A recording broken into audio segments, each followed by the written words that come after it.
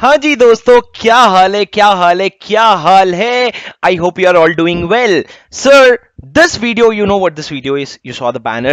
I just want to tell you a few things. One, this is a very latest lecture updated for November 2022 और इसमें जो मैंने material use किया है ये मेरा एब्सोल्युटली लेटेस्ट मटेरियल है जो नवंबर 22 और मई 23 के लिए एप्लीकेबल है। तो अगर आपके पास कोई पुराना मटेरियल है और अगर इसमें आपको मेरी स्क्रीन पे जो मटेरियल में चेंजेस दिख रहे हैं वो अगर आपको कंफ्यूजिंग लगे तो प्लीज प्लीज प्लीज आप अपने नोट्स में मेरे स्क्रीन के हिसाब से अपडेट कर लेना, बिकॉज स्क्रीन में जो है वो फाइनल है, वो नवंबर 22 के लिए एप्लीकेबल है और पूरा अमेंडेड है। अब ये जो वीडियो है, ये वीडियो आपके नवंबर 22 के लिए, ये तो आपको पता है, लेकिन इसके साथ मैंने नवंबर 22 का रिवीजन वीडियो का प्लेलिस्ट बना रखा है। तो प्लीज प्लीज प्लीज जाकर के वो प्लेलिस्ट को सब्सक्राइब कर लीजिए या उसको सेव कर लीजिए, क्योंकि आपके नवंबर 22 के लिए जो भी वीडियोस रेलेवेंट है ना, वो एक जगह पे मैं सारा चैप्टर वाइज डाल दूंगा, तो आपको उससे बहुत ईजी हो जाएगा रिवीजन करना अभी भी और एग्जाम के पहले भी। और गाइस, बहुत एनर्जी लगती है रिवीजन वीडियो में और बहुत कॉम्प्रिहेंसिव रिवीजन वीडियोस होते हैं ताकि बकवास कम हो और उसी समय में हम ज्यादा से ज्यादा कॉन्सेप्ट कवर कर लें। तो please make sure that you show some love, because trust me, your appreciation is the only motivation, is the only thing that I need, and that is what keeps me going. So here we go, let's get started and until then see you. हाँ जी sir, क्या करने वाले हैं?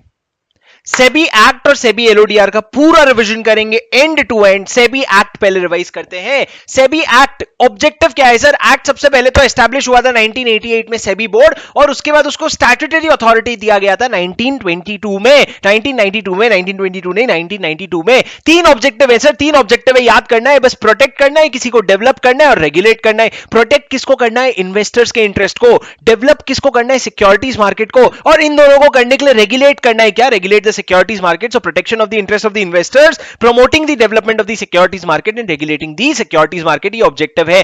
सेबी जो है वो body corporate है। बॉडी कॉर्पोरेट मतलब क्या? परपेचुअल सक्सेशन, कॉमन सील होता है, कैन सू, कैन बी सूड, और प्रॉपर्टी अपने नाम पे होल्ड कर सकता है। नरीमन पॉइंट में ऑफिस से चले जाना अगर जाना हो तो। कॉन्स्टिट्यूशन क्या होगा? कॉन्स्टिट्यूशन याद करो, एक चेयरपर्सन होगा, दो मेंबर होंगे जो मिनिस्ट्री से आएंगे, एक मेंबर होगा जो रिजर्व बैंक ऑफ इंडिया से आएगा, और 5 और मेंबर होंगे जिसमें से कम 3 होल टाइम मेंबर होंगे। और ये जो पहला वाला चेयरपर्सन है और ये जो 5 मेंबर है ना, इनको सेंट्रल गवर्नमेंट नॉमिनेट करेगा। बाकी मिनिस्ट्री का तो जो बंदा होगा वो आके बैठ जाएगा और आरबीआई का तो बंदा जो होगा आके बैठ जाएगा। सर ये जो आप बोल रहे हो सीजी नॉमिनेट करेगा, वो सीजी किसको नॉमिनेट करेगा? सीजी नॉमिनेट करेगा आईएएस को, इंटीग्रिटी, एबिलिटी और स्टैंडिंग वाले बंदे को, जिसने कैपेसिटी दिखाया in dealing with problems of securities market और हैज नॉलेज और एक्सपीरियंस। कितने साल का नॉलेज, कितने साल का एक्सपीरियंस नहीं लिखा है, बस नॉलेज और एक्सपीरियंस लिखा है।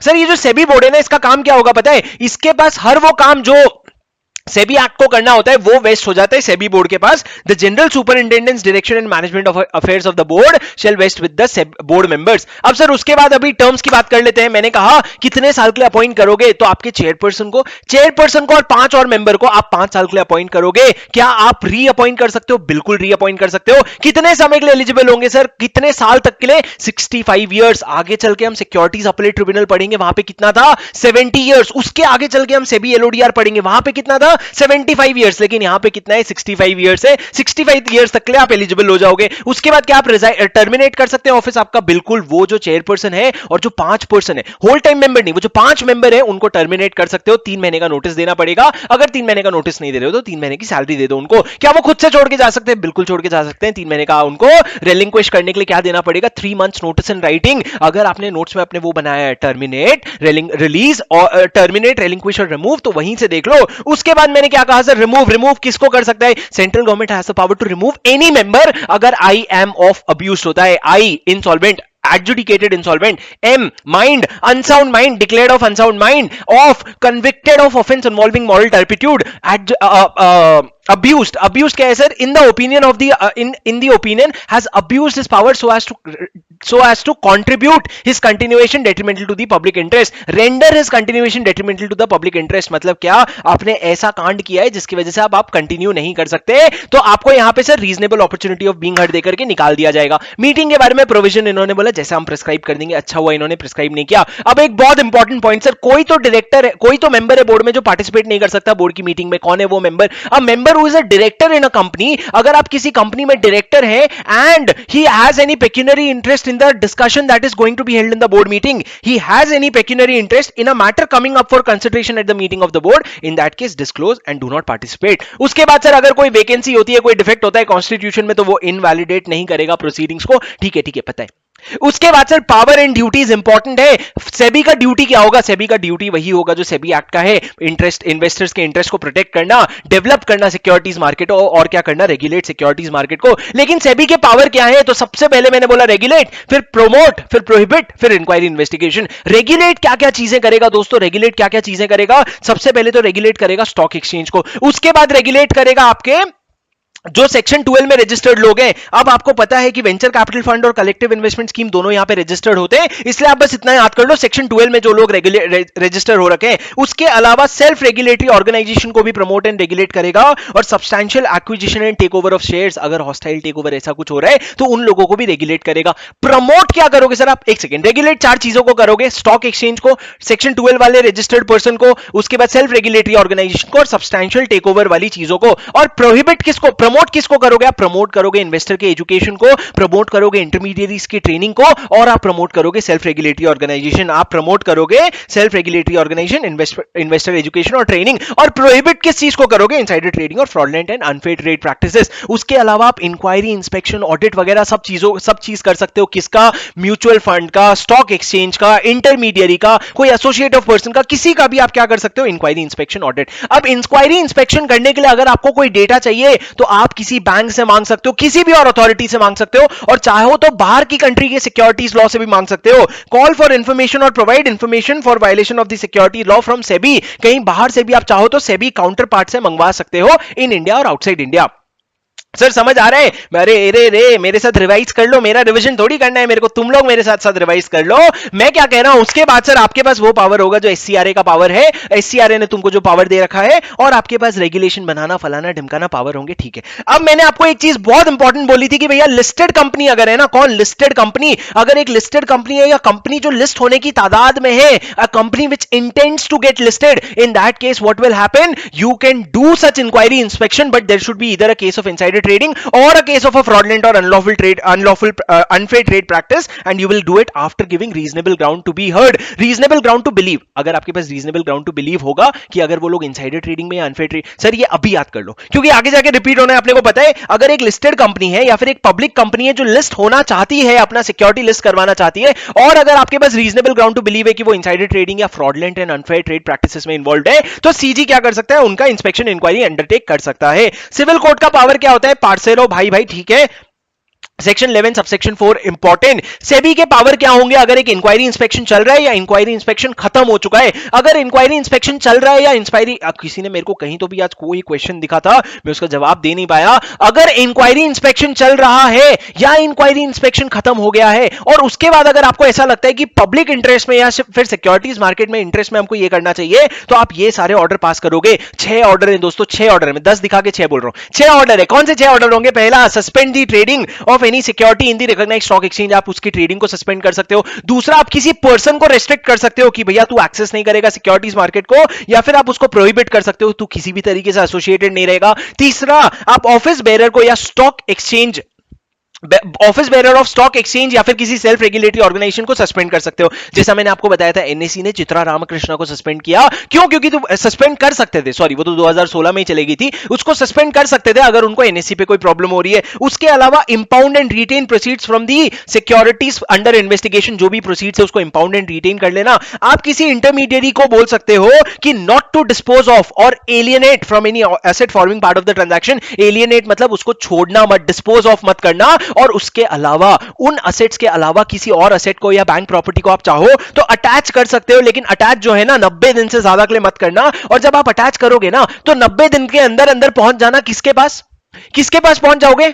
बोलो बोलो, सेबी बोर्ड किसके पास जाएगा? स्पेशल कोर्ट के पास जाएगा और स्पेशल कोर्ट के पास जाकर के अटैचमेंट कंफर्म करवा लेगा। जब अटैचमेंट कंफर्म हो जाता है तो कंटिन्यू होगा आपके प्रोसीडिंग के एंड तक। ये 6 ऑर्डर है सर। क्या है 6 ऑर्डर है? पहला तो आप ट्रेडिंग सिक्योरिटीज का ही सस्पेंड कर दो, दूसरा आप बंदों को सस्पेंड कर दो ट्रेडिंग करने से, तीसरा आप ऑफिस बेरर के बंदों को सस्पेंड कर दो, चौथा आप क्या करो, इंपाउंड एंड रिटेन कर लो, जब्त कर लो जो भी है। जब्त करने के बाद बोलना भाई डिस्पोज ऑफ मत करना, तू एलियनेट मत करना, और चाहो तो और भी कोई बैंक अकाउंट या प्रॉपर्टी जो so far as it relates to the proceeds actually involve, मतलब भाई वो उससे ना कहीं लेना देना होना चाहिए। ऐसा नहीं कि तुम अपने भाई का जाके बैंक अकाउंट सीज कर रहे हो, लेना देना होना चाहिए, उसको आप अटैच कर सकते हो। और ये जो आप अटैच करोगे ये क्या होगा सर? आपको जाके स्पेशल कोर्ट का कंफर्मेशन लेना पड़ेगा। और ये जो DEF वाला पॉइंट है, DEF कौन सा है? ये तीनों पॉइंट जो है ना, वो अगर आप उसमें अगर आप एक्शन लेने की बात कर रहे हो, लिस्टेड कंपनी और पब्लिक कंपनी जो लिस्ट होने वाली है, तो आपको इनसाइडर ट्रेडिंग या फ्रॉड का केस दिखना चाहिए। उसके अलावा सर डिस्गॉस्ड फंड बहुत सिंपल है, कहां पे जाके वो फंड बैठेगा? याद कर लो, डिस्गॉस्ड फंड जो है वो IEPF में जाके बैठेगा। कहां बैठेगा? बोलो एक बार बोलो ना। आई कौन सा PF? IPEF, investor protection education fund. MCQ में जिस दिन आएगा उस दिन लग जाएंगे, MCQ में जिस दिन आएगा उस दिन लग जाएंगे। मेरी बात सुनो, इन्वेस्टर प्रोटेक्शन एजुकेशन फंड। अब उसके बाद सेक्शन 11ABCD, अपन 11AA कलेक्टिव इन्वेस्टमेंट स्कीम करेंगे, लेकिन ABCD एक इस बारे में बात करते हैं सर, प्रोस्पेक्टस। प्रोस्पेक्टस मतलब अगर आप कोई भी ऑफर डॉक्यूमेंट ला रहे हो, कोई भी ऐसा डॉक्यूमेंट ला रहे हो जिससे आप पैसे रेज करना चाहते हो, अगर इस तरह का कोई चीज है ना, तो उसको रेस्ट्रिक्ट, रेगुलेट और क्या कर सकता है? वो प्रोहिबिट कर सकता है। ये किसका पावर है? सेबी का। For the protection of investor, SEBI में regulate matters related to issue of capital और ट्रांसफर ऑफ सिक्योरिटीज और prohibit and restrict issuing prospectus, मतलब हम आपको प्रोस्पेक्टस इशू करने से रोक सकते हैं। 11AA पे आते हैं सर। 11B क्या है? 11B बस इतना है, तुम चाहो तो डायरेक्शंस इशू कर देना और तुम चाहो तो पेनल्टी लेवी कर देना। अब तुमको समझ आएगा, सेबी में लेवी पेनल्टी 15A से 15H तक इंक्लूडिंग EA, EB, ये सारे पेनल्टीज। हाँ भाई पता है, पेनल्टी लेवी कर सकता है, सेबी का पावर है। और उसको जो भी डायरेक्शंस इशू करना है डायरेक्शंस इशू कर सकता है, अपने ऑब्जेक्टिव को ध्यान में रखते हुए कि भैया अफेयर्स डेट्रीमेंटल नहीं होने चाहिए और प्रॉपर मैनेजमेंट होना चाहिए इंटरमीडियरी का। 11C इन्वेस्टिगेशन, वेरी इंपॉर्टेंट दोस्तों सुनो। 11A था प्रोस्पेक्टस का, 11B था डायरेक्शन वगैरह का, ठीक है। 11C क्या है? इन्वेस्टिगेशन की बात करता है। क्या सेबी किसी चीज का इन्वेस्टिगेशन कर सकता है? हाँ सर, अभी तो थोड़ी देर पहले आपने बोला ना इंस्पेक्शन ऑडिट कर, इंस्पेक्शन इंक्वायरी कर सकता है। अरे मैं पूछ रहा हूं इन्वेस्टिगेशन कर सकता है क्या? हाँ, इन्वेस्टिगेशन कर सकता है सर। आप सेबी हो ना, आप किसी भी IPASM का, इंटरमीडिएरी और person associated with stock market का इन्वेस्टिगेशन कर सकते हो अगर आपके पास रीजनेबल ग्राउंड टू बिलीव है कि कोई transactions in securities are being dealt with a manner detrimental और IPASM has violated any provision, या तो कोई गलत काम हो रहा है या आपने कोई प्रोविजन का वायलेशन किया है। क्या sir? If the transactions in securities are being dealt in a manner detrimental, और दूसरा अगर IPASM has violated the provision of this act, तो क्या होगा दोस्तों? तो एक सेकंड, हाँ मेरे को तुम्हारी चैट दिख नहीं रही थी अभी तक। IPEF, ठीक है सर। मैं कह रहा हूं अगर आपका detrimental to the interest of the securities market हो रहा है, या फिर अगर आप प्रोविजन का ब्रीच कर रहे हो, तो क्या होगा? तो हो जाएगा आपका इन्वेस्टिगेशन शुरू। जैसे ही किसी IPASM का इन्वेस्टिगेशन होता है, इंटरमीडिएरी और person associated with stock market का जैसे ही इन्वेस्टिगेशन होता है, तो उसमें क्या होगा? उसमें ऑफिसर्स की ड्यूटी होगी कि वो सारा बुक, सारा रिकॉर्ड, सारा डॉक्यूमेंट ले जाकर के दे देंगे इन्वेस्टिगेटिंग अथॉरिटी को। बुक्स, रजिस्टर्ड डॉक्यूमेंट्स और रिकॉर्ड्स ऑफ द कंपनी और द IPASM आप ले जाकर के दे दोगे, प्रिजर्व एंड प्रोड्यूस, जमा करोगे और दे दोगे जाकर के। जब आप दे दोगे तो उसकी कस्टडी 6 महीने की होगी। 180 दिन नहीं लिख सकते थे भाई, पागल हो ऐसे कैसे? छोटे बच्चे हो क्या? 6 महीने के अंदर अंदर आपको बुक्स वापस कर देंगे सर। अगर चाहिए तो आप वो लोग वापस भी बुक्स मंगवा सकते हैं। एग्जामिनेशन और नोट, गीता पे हाथ रख के कसम खानी है कि जो इन्वेस्टिगेटिंग अथॉरिटी है ना, वो मैनेजिंग डायरेक्टर को, मैनेजर को या किसी भी ऑफिसर या एम्प्लॉय को अपने पास बुला सकता है पर्सनली आने के लिए। आने के बाद क्या करेगा? कुर्सी में बैठाएगा, उसको क्या करेगा? सुनो मेरी बात, कुर्सी में बैठाएगा, उससे चीजें बुलवाएगा, उसको राइटिंग में लिख लेगा, और राइटिंग में लिखने के बाद उसको पढ़ के सुनाएगा और उसका सिग्नेचर ले लेगा, और सिग्नेचर लेने के बाद भैया वो एविडेंस हो गया और वो कोर्ट ऑफ लॉ में यूज हो सकता है। अगर वो बंदा जिसको आपने बुलाया, अगर वो डॉक्यूमेंट्स नहीं दे रहा है या आ नहीं रहा है या साइन नहीं कर रहा है, if the person fails to provide for the books और रिकॉर्ड्स और to appear before IA personally और to sign the documents, he will be liable for a jail और फाइन। जेल कितना सर? 1 साल तक का, एंड और fine up to 1 crore plus 5 lakh rupees per day. Jail कितना करना 1 करोड़ 1 साल तक का, एंड फाइन जो है 1 करोड़ से लेके 5 लाख रुपए per day. Search and seizure very simple, कौन सर्च एंड सीजर कर रहा है sir? Investigating officer. Investigating authority जो है सर्च एंड सीजर करेगा, लेकिन सर्च एंड सीजर करने के दौरान उसको पहले यह लगना चाहिए कि destroy, alter, mutilate, falsify, secreted हो रहा है। क्या हो रहा है sir? Dam FS, destroy, alter, mutilate, falsify और सीक्रेट अगर ये हो रहा है आपका आपके बुक्स का, तो इन्वेस्टिगेटिंग अथॉरिटी क्या करेगा? वो एप्लीकेशन देगा मजिस्ट्रेट को या जज ऑफ डेजिग्नेटेड कोर्ट। मजिस्ट्रेट को या जज ऑफ डेजिग्नेटेड कोर्ट को आप क्या करोगे? एप्लीकेशन दोगे कि हमको सीजर करना है। अगर वो एप्लीकेशन अप्रूव हो जाएगा तो आप एंटर सर्च एंड सीजर मारोगे, और वो चाहे तो किसी भी लोग का असिस्टेंस ले सकता है। भाई एक चीज याद कर लो ना कि जब भी सर्च एंड सीजर कर रहे हो, जब भी कहीं घुस रहे हो ना तो तुमको असिस्टेंस लेके चले जाना। तुम असिस्टेंस पुलिस ऑफिसर का या किसी भी सेंट्रल गवर्नमेंट के ऑफिसर का असिस्टेंस ले सकते हो। अभिषेक नालायक, सुनो सर, और जो आपका लिस्टेड कंपनी है, पब्लिक कंपनी है, उन लोगों का अगर आपको सर्च एंड सीजर करना है तो इनसाइडर ट्रेडिंग या मार्केट मैनिपुलेशन का केस दिखना चाहिए, और जब तक आपका इन्वेस्टिगेशन खत्म नहीं हो जाता तब तक आपके कस्टडी में बुक्स रहेगा। सर 11C बहुत इंपॉर्टेंट है। इन्वेस्टिगेशन, इन्वेस्टिगेशन क्या कहता है? सुन लो मेरी बात। कौन इन्वेस्टिगेशन कर रहा है? सेबी। किसके ऊपर? आईपैसम, इंटरमीडिएट और person associated with securities market. उसमें अगर आपको लग रहा है कि डेट्रीमेंटल टू सिक्योरिटीज मार्केट कोई ट्रांजैक्शन हो रहा है, या फिर आपको ऐसा लग रहा है कि आपको ये करने की जरूरत है, किसी ने वायलेट किया है प्रोविजन को, तो आप क्या करोगे? इन्वेस्टिगेशन करोगे। इन्वेस्टिगेशन करने के लिए सुनो, आप जैसे ही इन्वेस्टिगेशन का ऑर्डर दोगे, वहां का managing director, manager, officer, employ जो भी है, वो बुक्स को प्रिजर्व एंड प्रोड्यूस करेगा इन्वेस्टिगेटिंग अथॉरिटी के सामने। बुक्स को, रिकॉर्ड्स को, डॉक्यूमेंट्स को, हर चीजों को प्रिजर्व एंड प्रोड्यूस करेगा। उसके बाद आपके कस्टडी में 6 महीने तक रहेगा। उसके बाद सर एग्जामिनेशन ऑन ओथ का प्रोसेस आपको आता है कि उसको अपीयर पर्सनली करने बोलोगे, उसकी बातें you'll take down in writing and then you'll take his signature and thereafter it will be used as an evidence। अगर वो आता नहीं है, या डॉक्यूमेंट नहीं देता है, या वो साइन करना चाहिए उसको, वो कर नहीं रहा है, तो 1 साल की जेल होगी, या फिर आपको 1 करोड़ प्लस 5 लाख रुपए पर डे की फाइन लगेगी। सर्च एंड सीजर क्या है? 2 लोग का अप्रूवल लगेगा, जज ऑफ डेजिग्नेटेड कोर्ट का और मजिस्ट्रेट का अप्रूवल लगेगा, तो आप सर्च एंड सीजर कर सकते हो।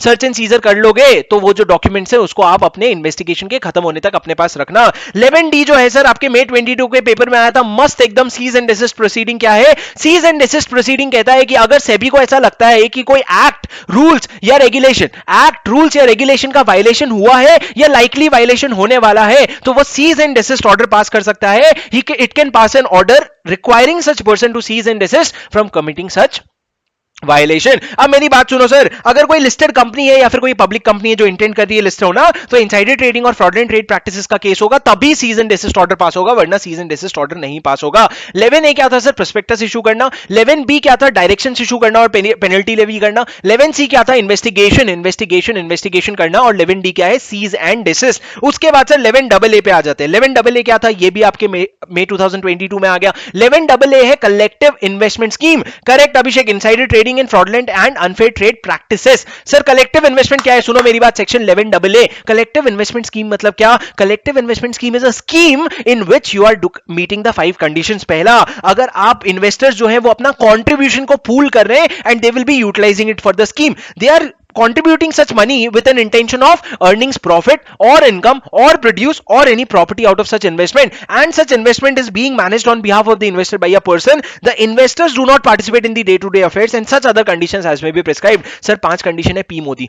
कोशिश करना सीक्वेंस में याद होने की। कोई लोग पैसा इकट्ठा कर रहे हैं, पैसा प्रॉफिट के इंटेंशन से इकट्ठा कर रहे हैं, इन्वेस्टर मैनेज करेगा, हम डे टू डे अफेयर में इन्वॉल्व नहीं होंगे, and such other condition as may be prescribed. क्या बोला सर मैंने? पैसा इकट्ठा करेंगे, पैसे को स्कीम के हिसाब से यूटिलाइज करेंगे, हमको चाहिए रिटर्न, इन्वेस्टर वो एक मैनेजर मैनेज करेगा, हम डे टू डे अफेयर में इन्वॉल्व नहीं होंगे, इन सच अदर कंडीशंस। ये 5 कंडीशन अगर मीट करते हैं ना तो कलेक्टिव इन्वेस्टमेंट स्कीम कहा जाता है। पर सर कुछ चीजें ऐसी लगती है कलेक्टिव इन्वेस्टमेंट स्कीम, पर वो सीआईएस होता नहीं है। Following scheme shell not B collective investment scheme. कौन से? Cooperative society. सर ये रट नहीं सकते, तो एक बार बस दिमाग में जाने दो क्या क्या है। Cooperative society, NBFC, contract of insurance, अच्छा pension scheme, insurance scheme, deposit under companies act, निजी कंपनीज जो डिपॉजिट लेते हैं, चिट बिजनेस जो है चिट फंड का, subscription to mutual fund and other notified चीजें। मतलब सर ये चिट फंड हो गया, म्यूचुअल फंड हो गया, डिपॉजिट जो निधि कंपनी लेती है या कंपनीज एक्ट में डिपॉजिट आता है, ये सब कुछ भी सीआईएस में नहीं आता। लेकिन भाई सुन ले, अगर तुम कोई पूलिंग ऑफ फंड कर रहे हो और उसको जाके रजिस्टर नहीं करवा रहे हो ना, और अगर वो ये एक्सेप्शन में कवर्ड नहीं है जो पॉइंट 2 में है,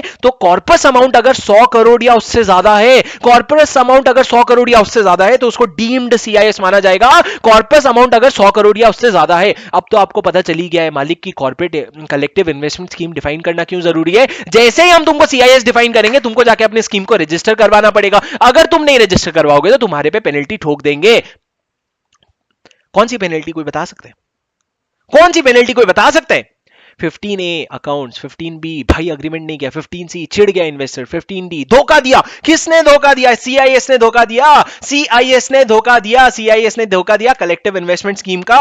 उसके बाद sir registration certificate, very important, एक बार आंखें बंद करके देखो कौन सा चेहरा नजर आ रहा है आपको, ये चीजें दिख रही है क्या? रजिस्ट्रेशन सर्टिफिकेट किसको किसको लेना पड़ेगा? 3 कैटेगरी में है सर। पहला category stock broker, sub broker, share transfer, आप लोगों की स्पीड पे, stock broker, sub broker, share transfer agent, trustee of a trustee, merchant banker, banker to an issue, underwriter, portfolio manager, investment adviser. Sir stock broker, sub broker, trustee to a trustee, भूल गया भूल गया भूल गया भूल गया, share transfer agent, banker to an issue, merchant banker, underwriter, उसके बाद दो और क्या था सर? पोर्टफोलियो मैनेजर और इन्वेस्टमेंट एडवाइजर। ये लोगों को क्या करना पड़ेगा? रजिस्ट्रेशन। उसके बाद second slab depository participant custodian, depository participant custodian, foreign institutional investors, credit rating agencies and such other intermediaries as may be associated, इन लोगों को रजिस्ट्रेशन लेना पड़ेगा। और तीसरे स्लैब में 4 लोग आते थे sir, collective investment scheme, mutual including mutual fund, venture capital fund, alternative investment fund and business trust. ये सारे लोगों को क्या करना पड़ेगा? ये सारे लोगों को क्या करना पड़ेगा? रजिस्ट्रेशन लेना पड़ेगा।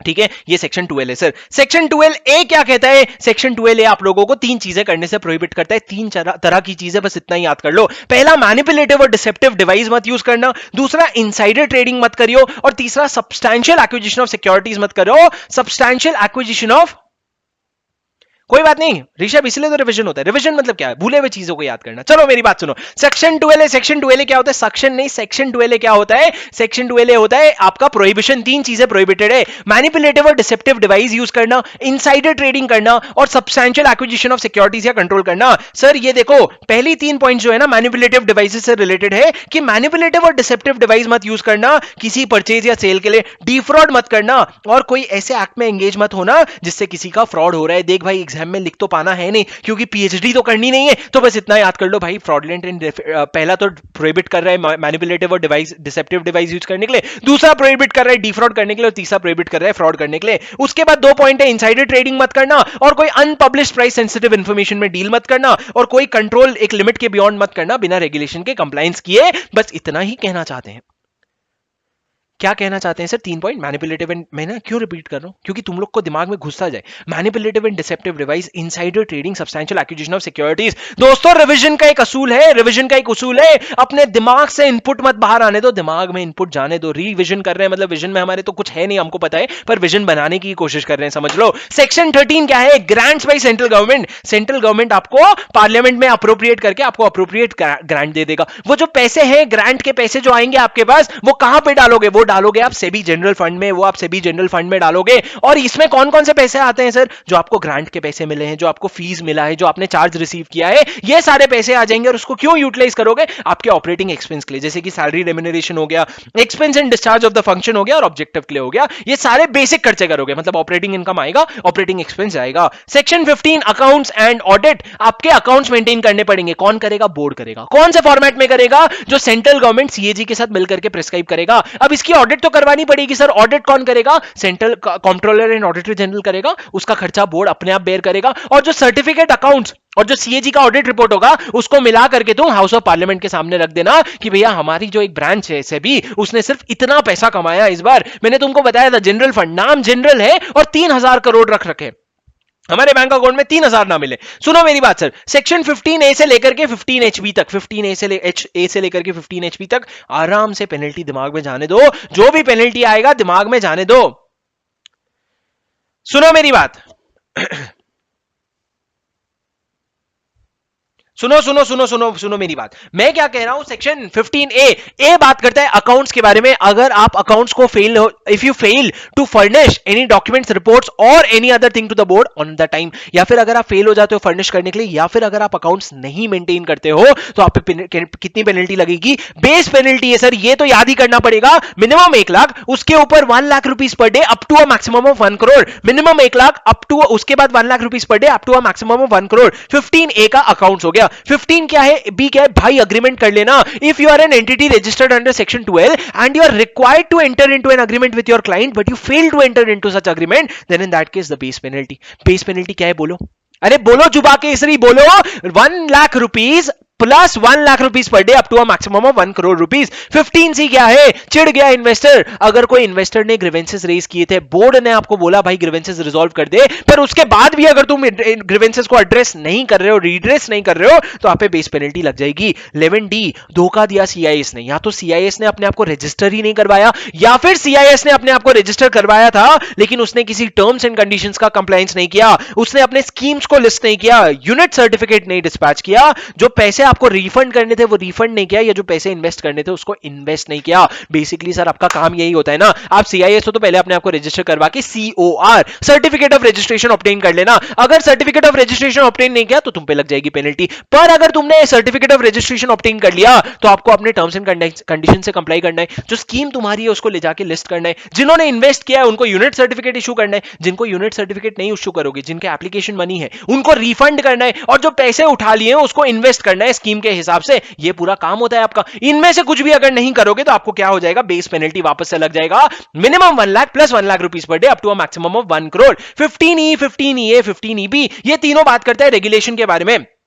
पहला, एसेट मैनेजमेंट कंपनी अगर रेगुलेशन का कंप्लायंस नहीं करती है, उसके बाद तीन बड़े लोग, alternative investment fund, infrastructure investment trust और रियल एस्टेट इन्वेस्टमेंट ट्रस्ट, अगर ये तीनों लोग अगर कंप्लायंस नहीं करते हैं, या फिर अगर इन्वेस्टमेंट एडवाइजर और रिसर्च एनालिस्ट जो है वो लोग अगर रेगुलेशन का कंप्लायंस नहीं करते हैं तो पेनल्टी लगेगी। सर तीनों में यूं तो हो जानी चाहिए थी बेस पेनल्टी, पर बड़ा कौन?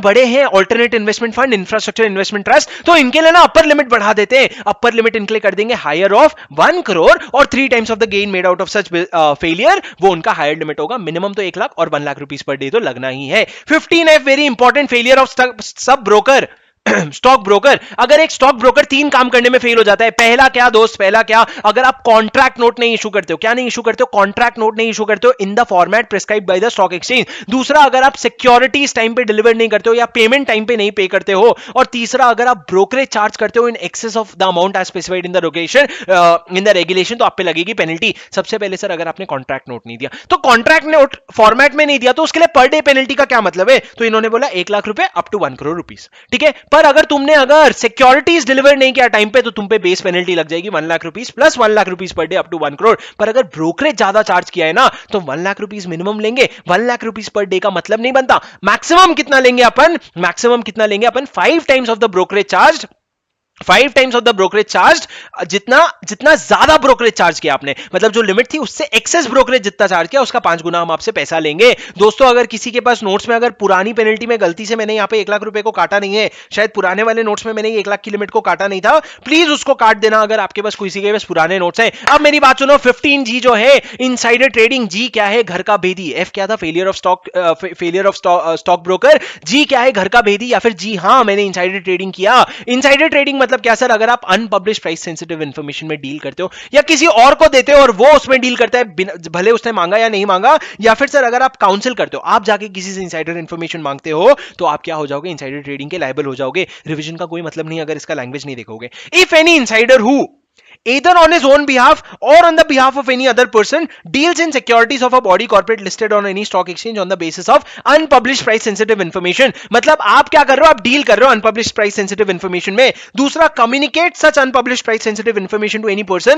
with or without his request, उसको आप कहते हो insider trading। तीसरा, counsels or procure for any, sir या तो आप डील कर रहे हो या इंफॉर्मेशन दे रहे हो या ले रहे हो, बस इतना ही। या तो आप डील कर रहे हो या इंफॉर्मेशन दे रहे हो या ले रहे हो, इतने को आप अपने लैंग्वेज में लिख लेना। डील कर रहे हो, दे रहे हो या ले रहे हो, तो आपको क्या इंफॉर्मेशन दे रहे हो या ले रहे हो, तो आपका क्या हो जाएगा? इनसाइडर ट्रेडिंग हो जाएगा। तो मिनिमम 10 लाख कर देंगे, 1 लाख नहीं, minimum 10 lakh up to a maximum of how much? 25 crore और 3 times of the gain profit made out of such insider trading. 3 गुना लगान देना पड़ेगा। 15H क्या है? H है हॉस्टाइल टेकओवर। हॉस्टाइल टेकओवर मतलब क्या सर? अगर आप क्या कर रहे हो? अगर आप सब्सटैंशियल एक्विजिशन कर रहे हो ना, तो लॉ ने बोला भाई कुछ चीज कर देना। सबसे पहले अपना शेयर होल्डिंग डिस्क्लोज कर देना, उसके बाद पब्लिक अनाउंसमेंट कर दियो, पब्लिक ऑफर दे दियो, और जब पैसे आएगा तो पेमेंट कर दियो कंसिडरेशन का। क्या कहा मैंने? पहले तो डिस्क्लोज कर दियो शेयर होल्डिंग, फिर पब्लिक अनाउंसमेंट कर दियो, फिर पब्लिक ऑफर दे दियो, और जब तुम्हारा सुनो जब तुम्हारा ऑफर आ जाएगा तो कंसिडरेशन का पेमेंट कर देना। ये अगर तुम नहीं करोगे ना, तुमको पेनल्टी लगेगी सेम जो इनसाइडर ट्रेडिंग की लगती है, सेम पेनल्टी जो इनसाइडर ट्रेडिंग की लगती है। Minimum 10 lakh up to a maximum of 25 crore और 3 times of the amount of the profit. 15HA, हाँ मैंने फ्रॉड किया, हाँ मैंने अनफेयर ट्रेड प्रैक्टिसेस किया। If any person intelligence and fraudulent और अनफेयर ट्रेड प्रैक्टिसेस FUTP, तो मिनिमम अमाउंट इन्होंने कर दिया 5 लाख रुपए, बाकी सब वही है। मिनिमम अमाउंट इन्होंने 10 लाख की जगह 5 लाख कर दिया। बोले थोड़ा तो कम है भाई इनसाइडर ट्रेडिंग से, तो 10 लाख की जगह 5 लाख कर देते हैं, बाकी हायर लिमिट वही रहेगा। 15HAA क्या है? अगर आप डिस्ट्रॉय, ऑल्टर, म्यूटिलेट, फॉल्सिफाइड या सीक्रेट करते हो किसी डॉक्यूमेंट को, अगर आप किसी चीज को एक्सेस करने की कोशिश करते हो, अगर आप कोई रेगुलेटरी डेटा डाउनलोड करते हो, या अगर कंप्यूटर में वायरस इंट्रोड्यूस करते हो, disrupt the functioning of any database, या फिर कोई भी और ऐसा काम करते हो, इन सब काम में अगर सपोर्ट भी करते हो, तो आपको 1 लाख रुपए मिनिमम लगेगा up to higher of 10 crore और 3 times of the amount of profit. मतलब बोले बैठे बैठे कौन सा छेड़े, हाँ ये छेड़ देते हैं, फिर नहीं फिर ये छेड़ देते हैं। अब इन्होंने क्या बोला, मिनिमम 1 लाख ही रखते हैं भाई, हायर अपन 25 करोड़ की जगह 10 करोड़ कर देते हैं और 3 times the amount of the profit. Sir 15G जो है वो है 10, 15G से आप ऐसा समझ लो आपका एक दूसरा बेस शुरू हो जाता है, 10 लाख से लेकर के 25 करोड़ और 3 टाइम्स तक। आपका 15H में भी वही रहता है, हॉस्टाइल टेकओवर में। HA में क्या हो जाता है, इन्होंने बोला थोड़ा कम कर देते हैं, 10 लाख को 5 लाख कर देते हैं। और जो आपका फिर आपका जो 15HAA है उसमें इन्होंने बोला 10 लाख को तो 1 लाख कर देते हैं वापस, और जो 25 करोड़ है ना उसको 10 करोड़ कर देते हैं, hence 1 lakh rupees plus 1 lakh rupees per day. तो आप ये देख सकते हो सर कि 15 से 15G से लेकर के 15HA तक आपका 1 लाख रुपीज, HAA तक 1 लाख रुपीज पर डे की लिमिट और नहीं लग रही है, और इनफैक्ट HB में भी नहीं लग रही है। HB में क्या है सर, है बाकी कोई शॉर्ट फॉर्म नहीं है HAA का, और ये EBEC का कोई शॉर्ट फॉर्म नहीं है। HAA ऐसे ही याद रखना, हाँ मैंने ना वायरस घुसेड़ दिया ऐसा समझ लेना। हाँ मैंने लंबा हाँ बोलना पड़ेगा, क्योंकि इसके पहले वाले हाँ में आपने fraudulent and unfair trade practices किया था। तो अभी 15HB क्या है सर, है बाकी। अगर हमने कहीं और कोई पेनल्टी नहीं बोली तो मिनिमम 1 लाख, ऊपर मैक्सिमम 1 करोड़ रुपए। सर ये तो पेनल्टी अच्छा है, एक बार बोलो है बाकी का पेनल्टी क्या था? अरे एक बार बोलो है बाकी का क्या पेनल्टी था? अरे है बाकी का क्या पेनल्टी था? Minimum 1 lakh, maximum 1 crore. तुम लोग को मैं पागल लगता हूं, मैं तुमको बोलने के लिए बोलता हूं, तुम बोल नहीं रहे हो, नालायक कहीं के। ये उनके लिए था जो नहीं बोल रहे। श्रुति बोलेगी सर आप तो सुनते ही नहीं हो, मेरी बात सुनो। 15HB तक आपका हो गया क्या? आपके सारे पेनल्टीज डिसाइड हो गए। अब पेनल्टी एडजुडिकेट कौन करेगा सर? अब बताएगा कौन कितनी पेनल्टी लगनी है? पावर टू एडजुडिकेट कौन एडजुडिकेट करेगा? मेरी बात सुनो सर, ये जो 15A से 15HB तक की सारी पेनल्टी है ना, ये एडजुडिकेट करेगा एक एडजुडिकेटिंग ऑफिसर, जो कौन होगा? कम से कम डिवीजन चीफ के लेवल का बंदा होगा। तुम ऐसा याद रखना, अपने भुवनेश्वर का डिवीजन चीफ जो है ना, जो भुवनेश्वर का डिवीजन चीफ है, या फिर जो भी तुम्हारा सिटी कैपिटल है उधर का डिवीजन चीफ के बंदे तक का लेवल का बंदा होगा, क्योंकि एग्जाम में ये लोग देंगे भाई। ये लोग ऐसा ही करते हैं आजकल, ये लोग ना ऐसा ही कर रहे हैं, डिवीजन चीफ के बंदे तक के लेवल का होगा। उसके पास क्या पावर होगी? वो आपको बुला सकता है, डॉक्यूमेंट्स मंगवा सकता है, और फिर उसके बाद अगर नॉन कंप्लायंस से सेटिस्फाइड हो जाता है तो वो पेनल्टी लगाएगा। क्या बोला मैंने? वो बुला सकता है आपको, डॉक्यूमेंट्स मंगवा सकता है, नॉन सेटिस्फाई अगर होगा तो वो आपसे, नॉन कंप्लायंस से अगर सेटिस्फाई हो जाएगा तो वो क्या हो जाएगा, आपको पेनल्टी लगा देगा। सर बोर्ड उस पेनल्टी को कम या ज्यादा कर सकती है क्या? जो एडजुडिकेटिंग ऑफिसर ने पेनल्टी लगा दी, क्या बोर्ड उसको कम या ज्यादा कर सकती है? बोर्ड उसको सिर्फ एनहांस कर सकती है, सिर्फ ज्यादा कर सकती है उस पेनल्टी को, अगर उसको लगता है कि adjudicating authority is officer is erroneous to the extent that it is not in the interest of securities market. अगर उसको लगता है सिक्योरिटीज मार्केट के इंटरेस्ट में नहीं है, जो मैंने आपको एग्जांपल दिया था कि ILFS का जो 3 क्रेडिट रेटिंग एजेंसी है, उस पे सेबी बोर्ड ने पेनल्टी उठा करके 25 लाख से 1 करोड़ कर दिया। बोले भाई क्रेडिट रेटिंग एजेंसी, तुम लोग की रिस्पॉन्सिबिलिटी है सिक्योरिटीज मार्केट का ध्यान रखना, अगर तुम पे कम पेनल्टी लगाएंगे ना, it will not be in the interest of securities market and hence we are enhancing the penalty। but order कब दोगे सर? जिस दिन आपके adjudicating officer ने order दिया उसके 3 महीने के अंदर order पास कर देना, within 3 months from the date of order passed by the adjudicating officer और disposal of the appeal under section 15T। एक करेक्शन कर लो सर, एक करेक्शन कर लो, ये जो 3 months from है ना, इसको यहां से काटो और ये 3 months from को यहां लिख दो, दोनों के ऊपर 3 months from। 3 months from तुमको पढ़ के लॉजिकली चैलेंजिंग नहीं लगा ये? थोड़ा तुमको अपील का प्रोविजन समझ आ गया है? तुमको क्या अभी सुनो, बताता हूं क्या लिखा था पहले ये लिखा था कि भैया तुम अपील कब तक, तुम ऑर्डर कब तक पास कर सकते हो? तो पहले लिखा था कि डेट ऑफ ऑर्डर जिस दिन पास हो जाता है या डेट ऑफ अपील जिस दिन पास हो जाता है, विच एवर इज अर्लियर। अरे अर्लियर तो डेट ऑफ ऑर्डर ही होएगा ना भाई, विच एवर इज अर्लियर क्या होता है? तो इसको ना 3 months फ्रॉम, ये दोनों डेट को अलग अलग कर दो। वेरी गुड, आदित्य ने पहले ही कर दिया था, नहीं श्रुति ने पहले ही कर दिया था। Very good very good very good. Prince कह रहे सही तो है सर, पर sir which ever is earlier actually logical नहीं है। अगर आप इसको चाहिए ना, आप इसको काट दो, लॉ में वैसे लिखा है, लेकिन विच एवर इज अर्लियर की बात ही नहीं है। अब सर सुनो, 15J क्या है? आप जब ऑर्डर पास कर रहे हो तो आप क्या चीजें कंसिडर करोगे? जब आप ऑर्डर पास कर रहे हो, आप ये देखोगे सामने वाले ने कितना कमाया, सामने वाले ने कितना गवाया, और कितना रेपिटेटिव ट्रांजैक्शन है। The amount of disproportionate gain और unfair advantage as a result of the default, disproportionate gain or advantage, amount of loss cost to the investors and the repetitive nature of default, amount of disproportionate gain or unfair advantage, amount of loss cost to the investor और the repetitive nature। ये चीजें, ये factor देख करके sir तीन factor क्या है, disproportionate gain और अनफेयर एडवांटेज। सर बोलो ना, जैसे कल एग्जाम है आपका, बोलो ना क्या है, डिस्प्रोपोर्शनेट गेन और unfair advantage, amount of loss cost to the investors as a result of the default and the repetitive nature, disproportionate gain, amount of loss cost and the repetitive nature. उसके बाद 15 JA, जितनी भी आपने penalty लगाई ना वो चला जाएगा कंसोलिडेटेड फंड ऑफ इंडिया में। अब तक 3 फंड आ गए, इन्वेस्टर प्रोटेक्शन एजुकेशन फंड, आपका जनरल फंड और ये आ गया कंसोलिडेटेड फंड ऑफ इंडिया में। 15 JB सेटलमेंट की बात करते हैं। सेटलमेंट किसके साथ कर सकते हो आप, आपके एडमिनिस्ट्रेटिव और सिविल प्रोसीडिंग्स का सेटलमेंट कर सकते हो। Person against whom such civil proceedings may be initiated may apply to board proposing settlement की बोर्ड अपन को ना सेटलमेंट करने का है। बोर्ड देखेगा नेचर, बोर्ड देखेगा ग्रेविटी और इंपैक्ट। अगर ग्रेविटी, नेचर और इंपैक्ट देख के बोर्ड को लगता है कि हाँ भैया सेटल कर सकते हैं तो वो सेटलमेंट के लिए अग्री कर जाएगा। लेकिन जो ये सेटलमेंट का या नॉन सेटलमेंट का ऑर्डर पास हुआ है ना, उसके अगेंस्ट कोई अपील नहीं बैठेगी भाई, तू उसको लेकर के सिक्योरिटीज अपीलेट ट्रिब्यूनल में मत चले जाइयो। और जो सेटलमेंट का अमाउंट आएगा ना, उसमें से पहले डिस्गॉस्ड अमाउंट हटा देना, लीगल एक्सपेंस का अमाउंट हटा देना और जो बचेगा उसको कंसोलिडेटेड फंड ऑफ इंडिया में डाल देना। सर क्या क्या हटा देना सेटलमेंट अमाउंट में से, डिस्गॉस्ड अमाउंट हटा देना, लीगल कॉस्ट की अमाउंट हटा देना और पैसों को डाल देना कंसोलिडेटेड फंड ऑफ इंडिया में। डिस्गॉस्ड अमाउंट कहां जाएगा sir, investor protection education fund में, और लीगल कॉस्ट कहां जाएगा, आपका जनरल फंड में। वो तो एक तरह से इनकम आया और खर्चा हो गया। तो 15 JB था सर सेटलमेंट। सेटलमेंट क्या था, अगर आप बोर्ड को दोगे एप्लीकेशन सेटलमेंट के लिए तो सेटलमेंट के लिए अग्री कर जाएगा, कर सकता है, मे है। तो कौन से 3 कंडीशन सेटिस्फाई होने चाहिए, नेचर, ग्रेविटी और इंपैक्ट। अगर उसको देख करके लगता है सेटल कर देना चाहिए, सेटलमेंट का ऑर्डर पास कर देगा। लेकिन ऑर्डर हाँ हो या ना हो, ऑर्डर हाँ हो या ना हो कोई फर्क नहीं पड़ता, तुम अपील लेकर के सिक्योरिटीज अपीलेट ट्रिब्यूनल के पास मत चले जाना। सिक्योरिटीज अपीलेट ट्रिब्यूनल कौन होता है सर, सिक्योरिटीज अपीलेट ट्रिब्यूनल वो ट्रिब्यूनल होता है जिसको सेंट्रल गवर्नमेंट बनाता है। Central government securities appellate tribunal में 3 लोगों को बैठाएगा, presiding officer, judicial member, technical member. बोलो एक बार, प्रिसाइडिंग ऑफिसर, जुडिशियल मेंबर और टेक्निकल मेंबर, ये तीनों लोग आकर के बैठेंगे आपके सिक्योरिटीज अपीलेट ट्रिब्यूनल में। अब सर सुनो, क्वालिफिकेशन क्या होगा, प्रिसाइडिंग ऑफिसर जो है ना बहुत बड़ा जज होगा। बहुत बड़ा जज मतलब क्या, या तो सुप्रीम कोर्ट का जज है, या फिर हाई कोर्ट का चीफ जस्टिस है, या फिर 7 साल या उससे ज्यादा उसके पास क्या है, एक्सपीरियंस है, 7 साल या उससे ज्यादा एक्सपीरियंस है। जुडिशियल मेंबर में कौन होगा सर, जुडिशियल मेंबर में होगा हाई कोर्ट जिसके पास 5 साल या उससे ज्यादा एक्सपीरियंस है, 5 साल या उससे ज्यादा एक्सपीरियंस है हाई कोर्ट का जज। और टेक्निकल मेंबर में कौन होगा भाई, टेक्निकल मेंबर में या तो मिनिस्ट्री का सेक्रेटरी या एडिशनल सेक्रेटरी, या फिर वो IAS जिसके पास 15 साल से ज्यादा का एक्सपीरियंस है। IAS मतलब क्या sir, person of integrity, ability and standing, having knowledge, और जिनके पास 15 साल से ज्यादा का एक्सपीरियंस है इन द फाइनेंस सेक्टर।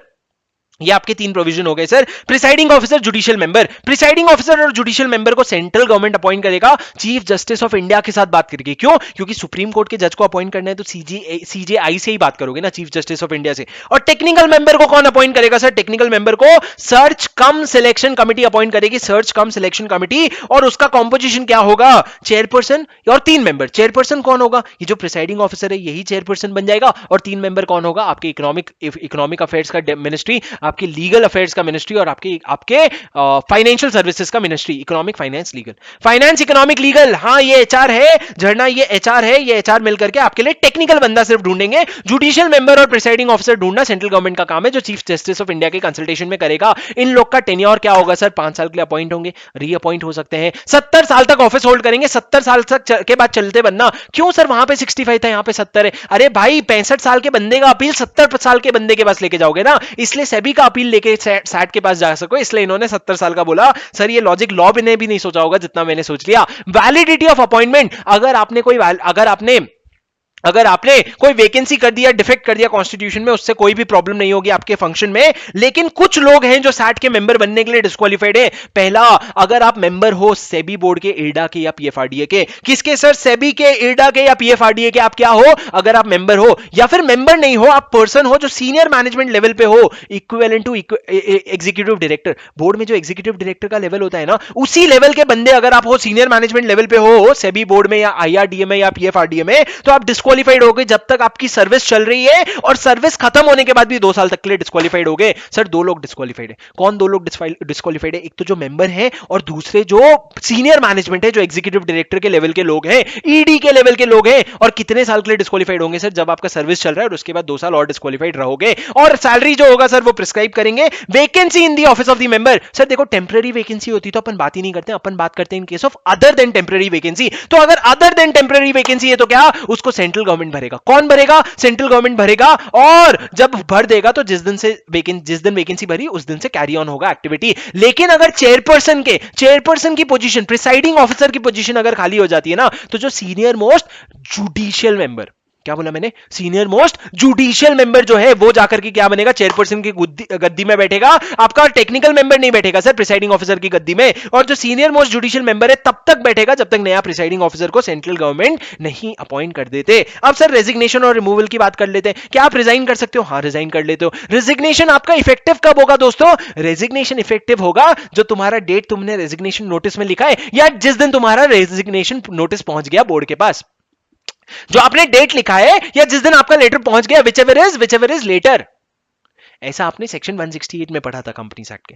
यहां पे रेजिग्नेशन में वो नहीं है, यहां पे लिखा है रेजिग्नेशन पीरियड जो है आपका 3 महीने का रहेगा। लेकिन उसके पहले अरे सुन नहीं रहे हो, मैंने तुमको जो बोला वो मैंने कंपनीज एक्ट का बोला। यहां पे क्या लिखा है? 3 महीने के लिए वैलिड होगा, लेकिन उसके पहले अगर तुम्हारा सक्सेसर ऑफिस एंटर कर जाता है या अगर तुम्हारे ऑफिस का टर्म एक्सपायर हो जाता है तो whichever is earliest आपका क्या हो जाएगा? रेजिग्नेशन। आप अपना रेजिग्नेशन दोगे in writing, resignation to address to central government. आप किसको दे रहे हो सर? याद रखना, सेबी बोर्ड को नहीं, सीधा सेंट्रल गवर्नमेंट को दे रहे हो कि भाई मैं तो जा रहा हूं, रेजिग्नेशन 3 महीने के लिए वैलिड होगा जब या फिर सक्सेसर अपॉइंट नहीं एंटर नहीं कर जाता या फिर आपकी टर्म खत्म नहीं हो जाती। रिमूवल कौन रिमूव कर सकता है सर? सेंट्रल गवर्नमेंट आपको रिमूव कर सकता है आफ्टर ऑर्डर बाय जज ऑफ सुप्रीम कोर्ट। देखो भाई, आप किसको रिमूव करने की बात कर रहे हो? आप समझ रहे हो? आप प्रिसाइडिंग ऑफिसर को या जुडिशियल मेंबर को रिमूव करने की बात कर रहे हो। अरे वो अपने आप में सुप्रीम कोर्ट के जज है, तो उनको निकालने के लिए ना तुमको सुप्रीम कोर्ट के ऑर्डर का एक ऑर्डर लेना पड़ेगा। और रिमूव कब करोगे सर? कौन से ग्राउंड्स में रिमूव कर सकते हो आप उनको? आई एम ऑफ अब्यूज तो है ही, इंसॉल्वेंट, माइंड की जगह इन्होंने लिखा फिजिकली और mentally incapable of doing any activity. तीसरा, convicted of an offence involving moral turpitude, abused your position so as to render continuation detrimental to the public interest, और last important, अगर आपने कोई फाइनेंशियल इंटरेस्ट अक्वायर किया है जो प्रिजुडिशियली affect करता है आपके फंक्शन को। लास्ट क्या है? आपने फाइनेंशियल इंटरेस्ट अक्वायर किया है। उसके बाद सर ये सब तो बकवास है। Appeal to securities appellate tribunal. Appeal to securities appellate tribunal क्या होता है सर? अगर आप अग्रीव्ड हो किसी के ऑर्डर से, किसके ऑर्डर से सर? एडजुडिकेटिंग ऑफिसर से या सेबी से या आईआरडीए से या पीएफआरडीए के ऑर्डर से अग्रीव्ड हो। याद रखना, यहां पे जहां सेबी आता है उसके साथ हाथ कंधे से कंधा मिला करके आईआरडीए और पीएफआरडीए भी आ जाता है, तो वो लोग अपील कर सकते हैं सिक्योरिटीज अपीलेट ट्रिब्यूनल को 45 डेज के अंदर। अगर आप 45 डेज के अंदर नहीं कर पाए तो आपको कॉन्डोनेशन फॉर डिले मिलेगा। और सिक्योरिटीज अपीलेट ट्रिब्यूनल के ऊपर भी जाना है सर, तो आप सुप्रीम कोर्ट के पास जा सकते हो, लेकिन सिर्फ क्वेश्चन ऑफ लॉ के लिए, क्वेश्चन ऑफ फैक्ट के लिए नहीं जा सकते। 60 डेज के अंदर चले जाना, अगर चाहिए तो और 60 डेज का एक्सटेंशन मिल जाएगा, मतलब मैक्सिमम 120 डेज। अब सर जब आप सिक्योरिटीज अपीलेट ट्रिब्यूनल के पास जाते हो ना, वो आपको अपॉर्चुनिटी ऑफ बीइंग हर्ड देने के बाद सेट असाइड करेगा, कंफर्म करेगा या मॉडिफाई करेगा आपके ऑर्डर को। और सुनो सर, ये जो ऑर्डर है ना उसको 6 महीने के अंदर डिस्पोज कर देना। वैसे तो कोशिश करना जितनी जल्दी हो सके, लेकिन यहां तो चाहिए तो आपको ऊपर लिख दो 6 महीने के अंदर डिस्पोज कर देना, आपका काम खत्म हो गया। उसके अलावा sir power and procedure of SAT, हमको पता है भाई, code of civil procedure, criminal procedure तुमको नहीं लगेगा, तुम प्रिंसिपल ऑफ नेचुरल जस्टिस से बाउंड हो, तुम्हारे पास सिविल कोर्ट की पावर आ जाएगी पार्सेरो के थ्रू, वही। उसके अलावा sir appeal to supreme court का प्रोविजन हमने ऊपर कवर कर लिया कि आप 60 दिन के अंदर अंदर जा सकते हो। ये था सर आपका सैट, ये था पूरा का पूरा सैट की सैट बन रहा है, उसमें प्रिसाइडिंग ऑफिसर और चेयर और judicial member, technical member appoint हो रहे हैं। आपका वैलिडिटी ऑफ अपॉइंटमेंट क्या होगा और आप अपॉइंट कब नहीं हो सकते as a member of the SAT, और उसके बाद वैकेंसी होगी तो क्या होगी, उसको कौन अपॉइंट करेगा, रिमूवल कैसे होगा, रेजिग्नेशन कैसे होगा, रेजिग्नेशन के लिए 3 महीने का नोटिस दोगे, उसके पहले आप क्या करोगे, सक्सेसर अपॉइंट हो गया और एंटर कर गया ऑफिस तो चले जाना, या तुम्हारी टर्म एक्सपायरी होगी तो चले जाना। और उसके बाद रिमूवल कर सकते हो आई am of financially abused. I am of financially abused मतलब क्या? अगर आप फाइनेंशियली इंटरेस्ट अक्वायर कर लिए जिसकी वजह से आपका कंटिन्यूएशन प्रेजुडाइज हो जाएगा तो आप कंटिन्यू मत करना। अपील 45 डेज के अंदर सैट के पास होती है और 60 दिन के अंदर अंदर सुप्रीम कोर्ट के पास फाइल होती है। समझे सर? आप सुनो, section 16 power of central government to issue directions, ठीक है। सेक्शन 17 सुनो सर, सेक्शन 16 छोड़ दो, सेक्शन 17 सुनो मेरी बात। सेक्शन 17 क्या कहते हैं? सेक्शन 17 कहता है power of central government to supersede the board को आप सुपरसीड कर सकते हो, बोर्ड का पावर पूरा छीन सकते हो 3 केस में। On account of grave emergency if the board is not able to discharge duties, अगर आप इमरजेंसी की वजह से अपना काम नहीं कर पा रहे हो। दूसरा, if there has been any default, if there has been any default in complying with the directions of the central government, central government आपको डायरेक्शंस दे रहा है लेकिन आप उसका कंप्लायंस नहीं कर रहे हो, एंड एज अ रिजल्ट उस बोर्ड का फाइनेंशियल पोजीशन डिटोरिएट हो गया है, या फिर अगर आप पब्लिक इंटरेस्ट में आपको लगता है कि आपको सुपरसीड करना है तो सुपरसीड कर लेना, लेकिन 6 महीने से ज्यादा के लिए सुपरसीड मत करियो। लॉ क्या कहता है भैया, 3 केस में तुम सुपरसीड कर सकते हो। पहला, अगर ग्रेव इमरजेंसी हो रहा है जिसकी वजह से बोर्ड अपनी ड्यूटीज डिस्चार्ज नहीं कर पा रहा है। दूसरा, अगर आपने बहुत सारे डायरेक्शंस दिए जिसका कंप्लायंस नहीं हो रहा है और नॉन कंप्लायंस की वजह से फाइनेंशियल पोजीशन डिटोरिएट हो रही है। और अगर तीसरा, अगर आपको पब्लिक इंटरेस्ट में लगता है कि आपको क्या कर लेना चाहिए, आपको सुपरसीड कर लेना चाहिए। तो 6 महीने से ज्यादा के लिए आप सुपरसीड नहीं करोगे, लेकिन सुपरसीड कर सकते हो। सुपरसीड करते ही क्या होगा दोस्त, 3 चीजें होंगी वापस से, मेंबर का कुछ होगा, पावर का कुछ होगा और प्रॉपर्टी का कुछ होगा। मेंबर क्या हो जाएंगे सर, सस्पेंड। मेंबर हो जाएंगे सस्पेंड। सस्पेंड नहीं सर, मेंबर हो जाएंगे वेकेट, उनको अपना ऑफिस खाली करना पड़ेगा। सस्पेंशन नहीं चल रहा है सर, वेकेशन, छुट्टी। प्रॉपर्टी का क्या होगा, सारा का सारा प्रॉपर्टी जो है सेंट्रल गवर्नमेंट के पास वेस्ट हो जाएगा और पावर भी जो है सेंट्रल गवर्नमेंट के पास वेस्ट हो जाएगा जब तक आपका बोर्ड रिकॉन्स्टिट्यूट नहीं होता है। सेंट्रल गवर्नमेंट और person appointed by central government के पास पावर वेस्ट हो जाएगा। तो ये तीनों चीजें होंगी sir, member, power, property, member, power, property, ये तीनों चीजें होंगी। अब सर क्या होगा, जब आपका ना बोर्ड रिकॉन्स्टिट्यूट होगा। अब जब आपका बोर्ड रिकॉन्स्टिट्यूट हो रहा है, आप फ्रेश अपॉइंटमेंट करोगे तो जो बंदा, हाँ राशि करेक्ट, जो बंदा जिसने वेकेट किया था, क्या वो डिस्क्वालीफाई हो जाएगा? नहीं, he shall not be deemed to be disqualify. ऐसा जबरदस्ती का मत मान लेना, उसको मौका देना। और सर ये जो आपने होशियारी में ऑर्डर पास किया है ना सुपरसीजन का, इसको जरा जाके हाउस ऑफ पार्लियामेंट में भी तो रख देना, देखते हैं ना कांग्रेस के सामने तुम्हारी कितनी चलती है। हाँ वेरी गुड, प्रिंस कहते हैं मेंबर घर जाओ, प्रॉपर्टी पावर ले लो और प्रॉपर्टी हमारी। सुनो section 18 returns and reports. Returns and reports, मेरी बात सुनो, बोर्ड जो है वो फर्निश करेगा returns and reports 90 days of end of financial year में। सीजी एक रिपोर्ट दिखाएगा जो ट्रू एंड फुल एक्टिविटीज दिखाएगा और सीजी उसको हाउस ऑफ पार्लियामेंट के सामने रखेगा। ये इन्होंने ना सर सेंट्रल गवर्नमेंट को इन्होंने एक रिस्पांसिबिलिटी दी कि भैया एक रिपोर्ट और रिटर्न बना करके तुम हाउस ऑफ पार्लियामेंट के सामने रखवा देना।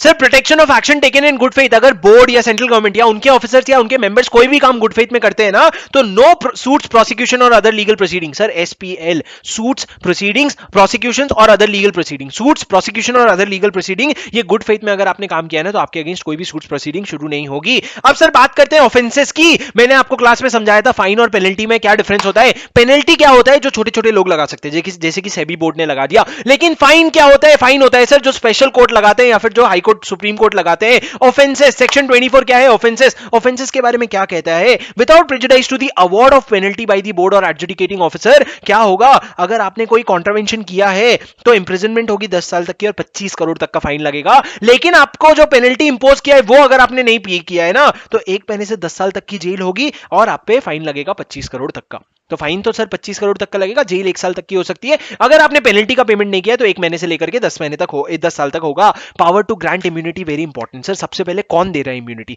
सेबी बोर्ड की central government? Sir SEBI board central government को रिकमेंडेशन देगा कि हमको, सर मेरे को ना एक बार ऐसा क्वेश्चन आ रहा है, मेरे को पता नहीं, आप लोगों ने शायद क्वेश्चन बैंक में देखा होगा, अगर सेबी रिकमेंडेशन नहीं देगा ना तो SEBI immunity, central government immunity grant नहीं कर सकता, बिकॉज रिकमेंडेशन होना बहुत जरूरी है। तो सेबी रिकमेंडेशन देगा और अगर उसको लगता है कि अरेस्ट पर्सन जो गिल्टी है उसने सारा डिस्क्लोजर कर दिया है तो सेंट्रल गवर्नमेंट आपको इम्यूनिटी दे सकता है 2 चीजों से। पहला, आपके अगेंस्ट कोई प्रोसिक्यूशन नहीं होगा। दूसरा, आप पे कोई इंपोजिशन ऑफ पेनल्टी नहीं होगा। पहला, आप पे कोई प्रोसिक्यूशन नहीं होगा, दूसरा इंपोजिशन ऑफ पेनल्टी नहीं होगा। ये दोनों में से कुछ भी या दोनों, उसके अगेंस्ट आपको इम्यूनिटी मिल जाएगी। लेकिन कोई इम्यूनिटी नहीं मिलेगी अगर प्रोसिक्यूशन शुरू हो गया है। प्रोसिक्यूशन शुरू होने के पहले अगर आप सब डिस्क्लोज कर दोगे तो आपको इम्यूनिटी मिल जाएगी। सर एक बार बोलो, प्रोसिक्यूशन शुरू हो गया तो इम्यूनिटी मिलेगी? आपने प्रोसिक्यूशन शुरू हो गया, डर डर के बोला अरे मैं सब बता देता हूं इम्यूनिटी मिलेगी, नहीं भैया, प्रोसिक्यूशन शुरू होने के पहले डिस्क्लोज करना पड़ेगा। और जो इम्यूनिटी है ना वो विड्रॉ हो जाएगी अगर तुमने टर्म्स एंड कंडीशंस का कंप्लायंस नहीं किया या फिर पता चला तुमने फॉल्स एविडेंस दे रखा था। अगर तुमने टर्म्स एंड कंडीशंस का कंप्लायंस नहीं किया और अगर तुमने फॉल्स एविडेंस दे रखा था तो सर विड्रॉल ऑफ इम्यूनिटी हो जाएगा। इम्यूनिटी क्या होता है सर, सेंट्रल गवर्नमेंट के पास पावर है कि अगर सेबी ने रिकमेंड किया और एलिज्ड पर्सन जो है ट्रू एंड फुल डिस्क्लोजर कर दिया तो आप उसको प्रोसिक्यूशन से माफी दे सकते हो और पेनल्टी से भी माफी दे सकते हो, लेकिन कोई इम्यूनिटी नहीं मिलेगी अगर प्रोसिक्यूशन चालू हो गया है। सेक्शन 24 है कॉम्पोजिशन ऑफ सर्टेन ऑफेंसेस, वो अपन पढ़ेंगे। कॉग्निजेंस ऑफ ऑफेंस, ठीक है। स्पेशल कोर्ट पे आ जाते हैं सर। स्पेशल कोर्ट पे सुनो मेरी बात, what is special court? Special court क्या होता है सर? एक कोर्ट है जो स्पीडी ट्रायल के लिए, इस एक्ट के अंडर स्पीडी ट्रायल के लिए सेंट्रल गवर्नमेंट ने बनाया है, स्पेशल कोर्ट बनाया है chief justice of high court के साथ मिलकर के। इसमें कौन बंदा बैठेगा? इसमें सेशन जज या एडिशनल सेशन जज जो है वो बंदा आकर के बैठेगा। कौन से ऑफेंस ट्रायलेबल होंगे सर स्पेशल कोर्ट में? वो ऑफेंस जो सेबी में पनिशेबल है ना, वो ऑफेंस यहां पे स्पेशल कोर्ट में ट्रायलेबल होंगे। और वो सेबी स्पेशल कोर्ट के ऑफेंसेस के ऑर्डर का अपील कहां जाएगा? तो तुम ना स्पेशल कोर्ट को ऐसा मान लेना कोर्ट ऑफ सेशन है, और जैसे कोर्ट ऑफ सेशन का अपील हाई कोर्ट के पास जाता है वैसे ही स्पेशल कोर्ट का अपील जो है हाई कोर्ट के पास चला जाएगा। सेक्शन 27 कॉन्ट्रावेंशन ऑफ कंपनीज वो अपन पढ़ लेंगे। Section 28, section 28 recovery of amount, very important sir, very important. क्या हो रहा है अगर आप पैसे नहीं दे रहे हो, किसी भी हालत में अगर आप पैसे नहीं दे रहे हो, if any person fails to pay any penalty under this act और comply with the direction for return of monies for disgorgement order. मतलब सर यहाँ पे डिस्गॉर्जमेंट वर्ड इंपॉर्टेंट है। अगर आपको बोला था हमको डिस्गॉर्ज करना है और वो पैसे आप नहीं दे रहे हो, या फिर अगर fails to pay any dues to the board, अगर बोर्ड को कोई पैसे देने और अगर आप वो पैसे नहीं दे रहे हो, मतलब पेनल्टी नहीं दे रहे हो, डिस्गॉर्जमेंट का पैसा नहीं दे रहे हो और कोई ड्यूज का पेमेंट नहीं कर रहे हो, तो वो क्या होगा समझना सर, एक रिकवरी ऑफिसर अपॉइंट होगा। रिकवरी ऑफिसर अपॉइंट होगा, officer of board empowered by the order. वो रिकवरी ऑफिसर एक स्टेटमेंट ड्रॉ करेगा और उसमें अमाउंट लिखेगा कि भैया तुमसे कितना पैसा रिसीवेबल है, और उस स्टेटमेंट के बेसिस पे वो आगे प्रोसीड करेगा क्या करने के लिए, आपके बैंक अकाउंट को अटैच करने के लिए, आपके प्रॉपर्टी को, वो मूवेबल हो या इमूवेबल हो, प्रॉपर्टीज को अटैच करने के लिए, प्रॉपर्टीज को मैनेज करने के लिए फिर एक पर्सन को अपॉइंट करेगा और आपको अरेस्ट करके प्रिजन में डिटेन करवा सकता है। Arrest of such person in detention in prison, ये सारी चीजें कौन कर सकता है सर, आपका रिकवरी ऑफिसर कर सकता है। And the provision of income tax act shall apply. जो लोग इनकम टैक्स एक्ट पढ़ रहे हैं वो लोग एक बार ध्यान दे देना रिकवरी का क्या प्रोसीडिंग होता है,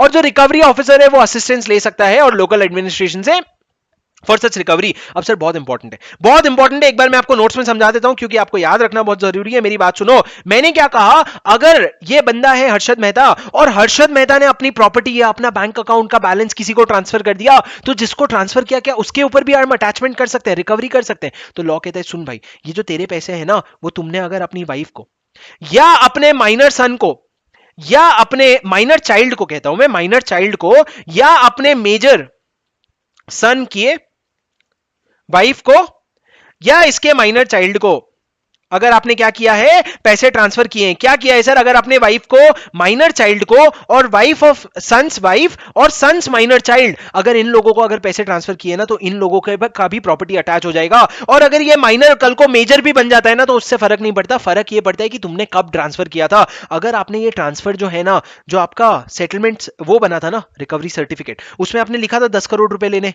10 करोड़ के साथ आपने डेट भी लिखा था कि भैया 1 जनवरी से ड्यू है ये, तो 1 जनवरी के बाद अगर ये सब ट्रांसफर किया है ना तो प्रॉब्लम है। अगर उसके पहले ट्रांसफर कर दिया तो नहीं, पहले ट्रांसफर कर दिया तो नहीं इंक्लूड होगा। हां सर, मेजर सन एक्सक्लूड होगा, इसलिए उसको लाल पेन से लिखा है, तो मेजर सन एक्सक्लूड हो जाएगा सर। तो इन्होंने क्या बोला, जब आप रिकवरी की बात कर रहे हो ना, for the purpose of this section, the person's movable और रिमूवेबल प्रॉपर्टी और monies held in bank account shall include property which is held in bank account on or after the date on which when the amount specified in the certificate has become due was transferred directly or indirectly to his spouse, minor child, son's wife और son's minor child otherwise than for adequate consideration। और जो minor child है ना, वो अगर बाद में majority भी अटेन कर लेता है तो भी वो इंक्लूड होएगा ही प्रॉपर्टी में, हम तो जब्त करेंगे ही भैया।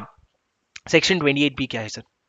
सर सेक्शन 28 भी आपको सिर्फ इतना ही याद रखना है, सेक्शन 28 भी आज जो हमने लाल का और राज का सवाल किया था, मिस्टर लाल ने 70 लाख रुपए रिसीवेबल थे मिस्टर लाल को।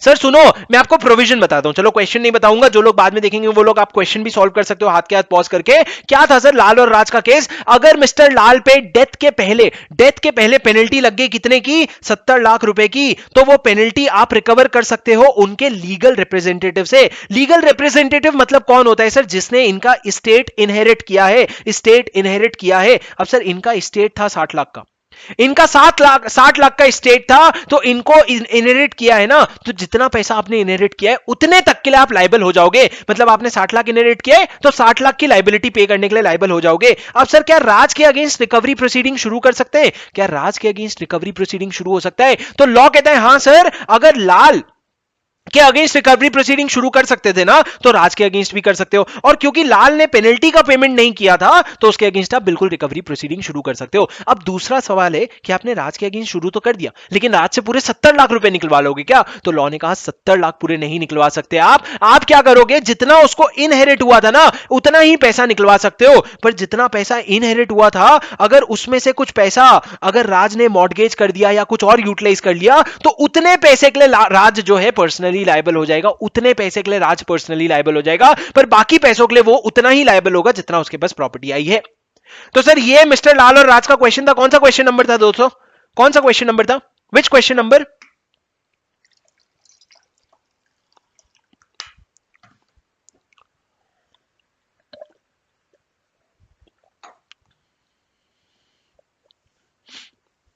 Question number 18। अरे मैं तो यहां पे तो लिख रखा हूं, क्या यार सुनो, क्वेश्चन नंबर 18 था सर। मेरी बात सुनो, सेबी एक्ट हो गया खत्म, मम खत्म, मम खत्म। सर ये सेबी एक्ट था।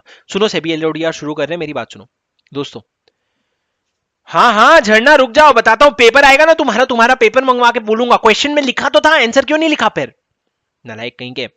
सुनो मेरी बात। हाँ ऋषभ, कुछ तो समझ आएगा, मेरी बात सुन लो, मेरी बात सुन लो, मेरी बात सुन लो। सर सेबी एलओडीआर का रिवीजन करेंगे आराम से, झकास है एकदम, कोई टेंशन नहीं है, मेरी बात सुन लो।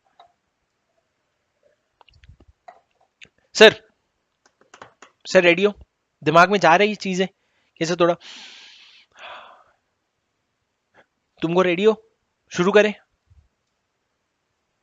अरे Securities Exchange Board of India Listing Obligation Disclosure Requirement, Listing Obligation and Disclosure Requirement 2015 regulation है सर, बहुत इंपॉर्टेंट। सबसे पहले इसका ऑब्जेक्टिव क्या था?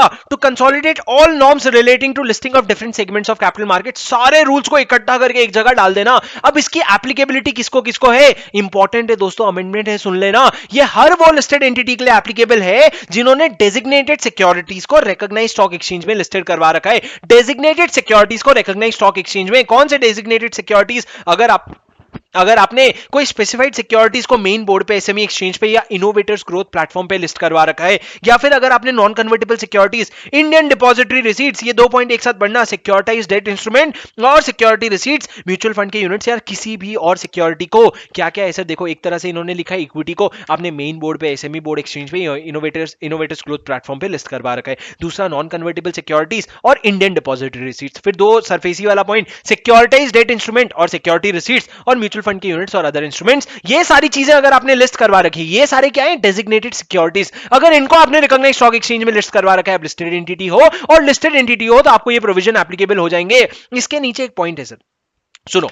अगर आपका एक मार्केट कैप एक लिमिट को अक्वायर कर लिया, या अगर आपका जो आउटस्टैंडिंग डेट है, जितना आपका डेट है, वो अगर आउटस्टैंडिंग डेट एक लिमिट को मीट कर लिया, और वो लिमिट मीट करने की वजह से आपको कोई प्रोविजन अगर एप्लीकेबल हो जाता है, तो once applicable it will continue to be applicable, rebound नहीं होगा। मतलब अगर हमने बोला टॉप 1000 कंपनीज को ये काम करना है, और आप टॉप 1000 कंपनी में आ गए ना, तो बस एक बार एप्लीकेबल हो गया, फॉरएवर एप्लीकेबल हो गया। रेगुलेशन 17 से शुरू होता है सर, बहुत इंपॉर्टेंट है। बोर्ड ऑफ डायरेक्टर के बारे में बात करते हैं, बोर्ड ऑफ डायरेक्टर के बारे में बात करते हैं। सुनो, बोर्ड ऑफ डायरेक्टर में कितने होंगे डायरेक्टर्स, कौन होगा? सर इन्होंने बोला एग्जीक्यूटिव डायरेक्टर और नॉन एग्जीक्यूटिव डायरेक्टर का ऑप्टिमम कंपोजिशन होना चाहिए, लेकिन तुम इसको मिस यूटिलाइज ना करो, इसलिए हम बोल देते हैं नॉन एग्जीक्यूटिव डायरेक्टर 50% से कम नहीं होंगे, शैल not be less than 50% of the board of director. एक वुमेन डायरेक्टर तो कम से कम होनी चाहिए। अब सर चेयरपर्सन, इंडिपेंडेंट डायरेक्टर कितने होंगे? एक बोर्ड में इंडिपेंडेंट डायरेक्टर कितने होंगे वो डिपेंड करता है चेयरपर्सन पे। अगर चेयरपर्सन जो है वो नॉन एग्जीक्यूटिव डायरेक्टर है, मतलब वो मस्त एकदम दूर का बंदा है, नॉन एग्जीक्यूटिव डायरेक्टर अगर है, तो 1/3 of the total director, at least 1/3 of the total director should be independent director.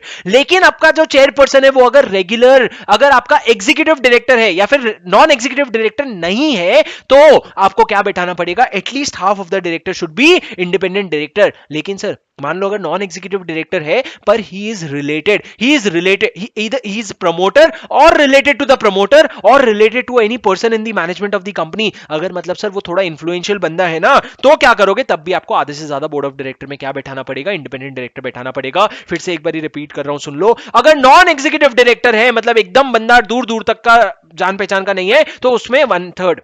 पर अगर एग्जीक्यूटिव डायरेक्टर है, रेगुलर नॉन एग्जीक्यूटिव डायरेक्टर नहीं है, तो आप at least half board of director में बैठाओगे। लेकिन सर अगर नॉन एग्जीक्यूटिव डायरेक्टर है, पर फिर भी जो आपका प्रमोटर है, या प्रमोटर का रिलेटिव है, या किसी पर्सन इन मैनेजमेंट का रिलेटिव है, तो आप क्या समझोगे कि वो एग्जीक्यूटिव डायरेक्टर है, और उसमें हाफ आप क्या करोगे? इंडिपेंडेंट डायरेक्टर बैठा दोगे। सर सुनो, हमने बोला रिलेटेड टू प्रमोटर है। अगर प्रमोटर एक लिस्टेड कंपनी है, तो रिलेटेड टू प्रमोटर मतलब क्या माना जाएगा? रिलेटेड टू प्रमोटर मतलब उसके, देखो रिलेटेड टू प्रमोटर जनरली मतलब माना जाता है डायरेक्टर, नॉमिनी और एम्प्लॉइज। लेकिन अगर प्रमोटर एक लिस्टेड कंपनी है ना, तो इंडिपेंडेंट डायरेक्टर को रिलेटेड टू प्रमोटर में नहीं माना जाएगा। क्या कहा सर मैंने? If promoter is a company, तो रिलेटेड टू प्रमोटर हो जाएगा डायरेक्टर, नॉमिनी और एम्प्लॉय। लेकिन अगर लिस्टेड कंपनी प्रमोटर है, जैसे कि रिलायंस जियो में मैंने बताया था, रिलायंस इंडस्ट्रीज अगर प्रमोटर है जो लिस्टेड है, तो जो उसके इंडिपेंडेंट डायरेक्टर है ना, उनको रिलेटेड नहीं माना जाएगा। मतलब अगर रिलायंस इंडस्ट्रीज का इंडिपेंडेंट डायरेक्टर रिलायंस जियो के बोर्ड ऑफ डायरेक्टर में चेयरपर्सन बनता है, तो हाफ की वन थर्ड। सर मैंने कहा अगर रिलायंस इंडस्ट्रीज रिलायंस जियो का प्रमोटर है, और रिलायंस इंडस्ट्रीज का अगर इंडिपेंडेंट डायरेक्टर जो है वो आके अगर रिलायंस जियो के बोर्ड ऑफ डायरेक्टर में चेयरपर्सन बनता है, तो आपको कितने इंडिपेंडेंट डायरेक्टर चाहिए? तो सर आपको कितने इंडिपेंडेंट डायरेक्टर चाहिए?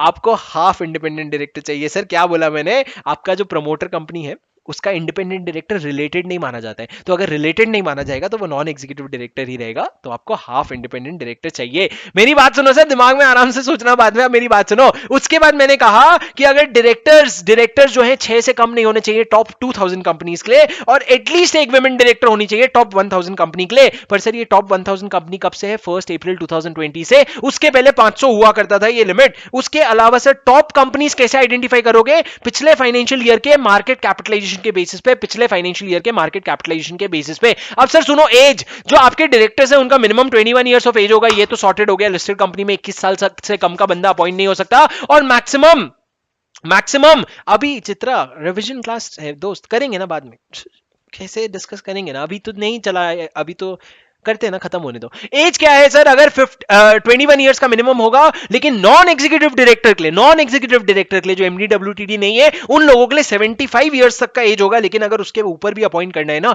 तो बिंदास स्पेशल रेजोल्यूशन पास कर लो और एक्सप्लेनेटरी स्टेटमेंट बना दो। अब सर उसके बाद बोर्ड मीटिंग के कुछ प्रोविजंस। बोर्ड मीटिंग कितने होंगे सर? साल में वही 4 होंगे। मैक्सिमम बोर्ड मीटिंग के बीच में गैप 120 डेज का होगा। और कोरम जो है वो 1/3 ऑफ द टोटल स्ट्रेंथ, और 3 डायरेक्टर्स। बोर्ड ऑफ डायरेक्टर में एक लिमिट इन्होंने बढ़ा दिया, 3 डायरेक्टर, जिसमें से कम एक इंडिपेंडेंट डायरेक्टर अगर आएगा तो क्या माना जाएगा?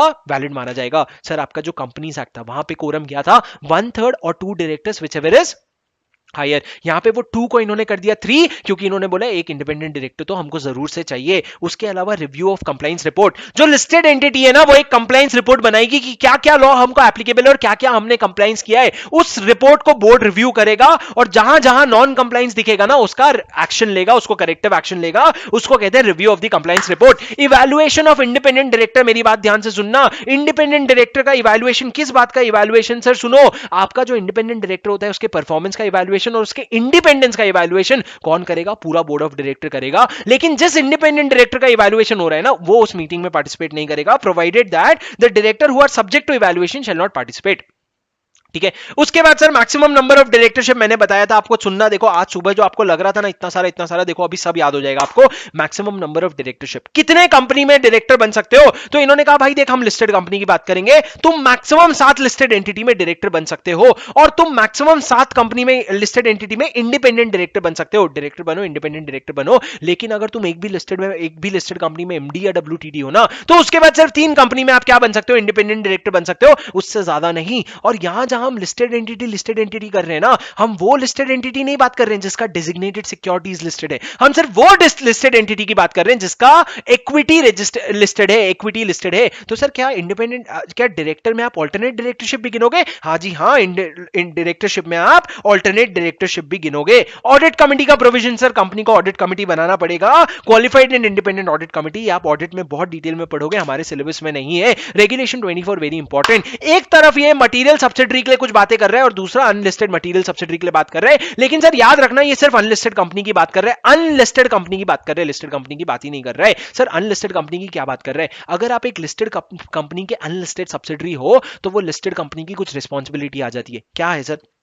कि आपको एक इंडिपेंडेंट डायरेक्टर अपने बोर्ड का उस अनलिस्टेड मटेरियल सब्सिडरी में बैठाना पड़ेगा, अपना एक बंदा उसमें बैठाना पड़ेगा। मटेरियल सब्सिडरी मतलब क्या सर? या तो मेरा total income, consolidated total income का 20% से ज्यादा उससे आता है, 20% से ज्यादा इक्वल टू 20% नहीं है, उससे आता है, या फिर मेरे कंसोलिडेटेड नेटवर्थ का 20% से ज्यादा नेटवर्थ उससे आता है, तो ये क्या हो जाता है? आपका मटेरियल सब्सिडरी हो जाता है। तो सर आपको मटेरियल सब्सिडरी में, अनलिस्टेड मटेरियल सब्सिडरी में एक बंदा बैठाना पड़ेगा। उसके अलावा जो ऑडिट कमेटी है वो फाइनेंशियल स्टेटमेंट रिव्यू करेगी आपके अनलिस्टेड सब्सिडरी का। सर इतने सारे सब्सिडरीज है ना, उन लोगों का आपको फाइनेंशियल स्टेटमेंट रिव्यू करना पड़ेगा। Minutes of the meeting of the board, minutes of the board meeting, जो आपकी अनलिस्टेड सब्सिडरी का मिनट्स है उसको board of director of the listed company वो रिव्यू करेगी। उसके अलावा सर जो अनलिस्टेड सब्सिडरी है ना, उनका जो मैनेजर है, जो मैनेजमेंट है, वो एक सिग्निफिकेंट अकाउंट्स एंड ट्रांजैक्शंस का रिपोर्ट बना करके आपको देगा, जो भी सिग्निफिकेंट अकाउंट्स एंड ट्रांजैक्शंस में आपने एंटर किया है। सिग्निफिकेंट अकाउंट्स एंड ट्रांजैक्शन मतलब क्या? आपके टोटल रेवेन्यू का 10% या टोटल असेट का 10% या टोटल एक्सपेंस का 10% या टोटल लायबिलिटी के 10% से ज्यादा,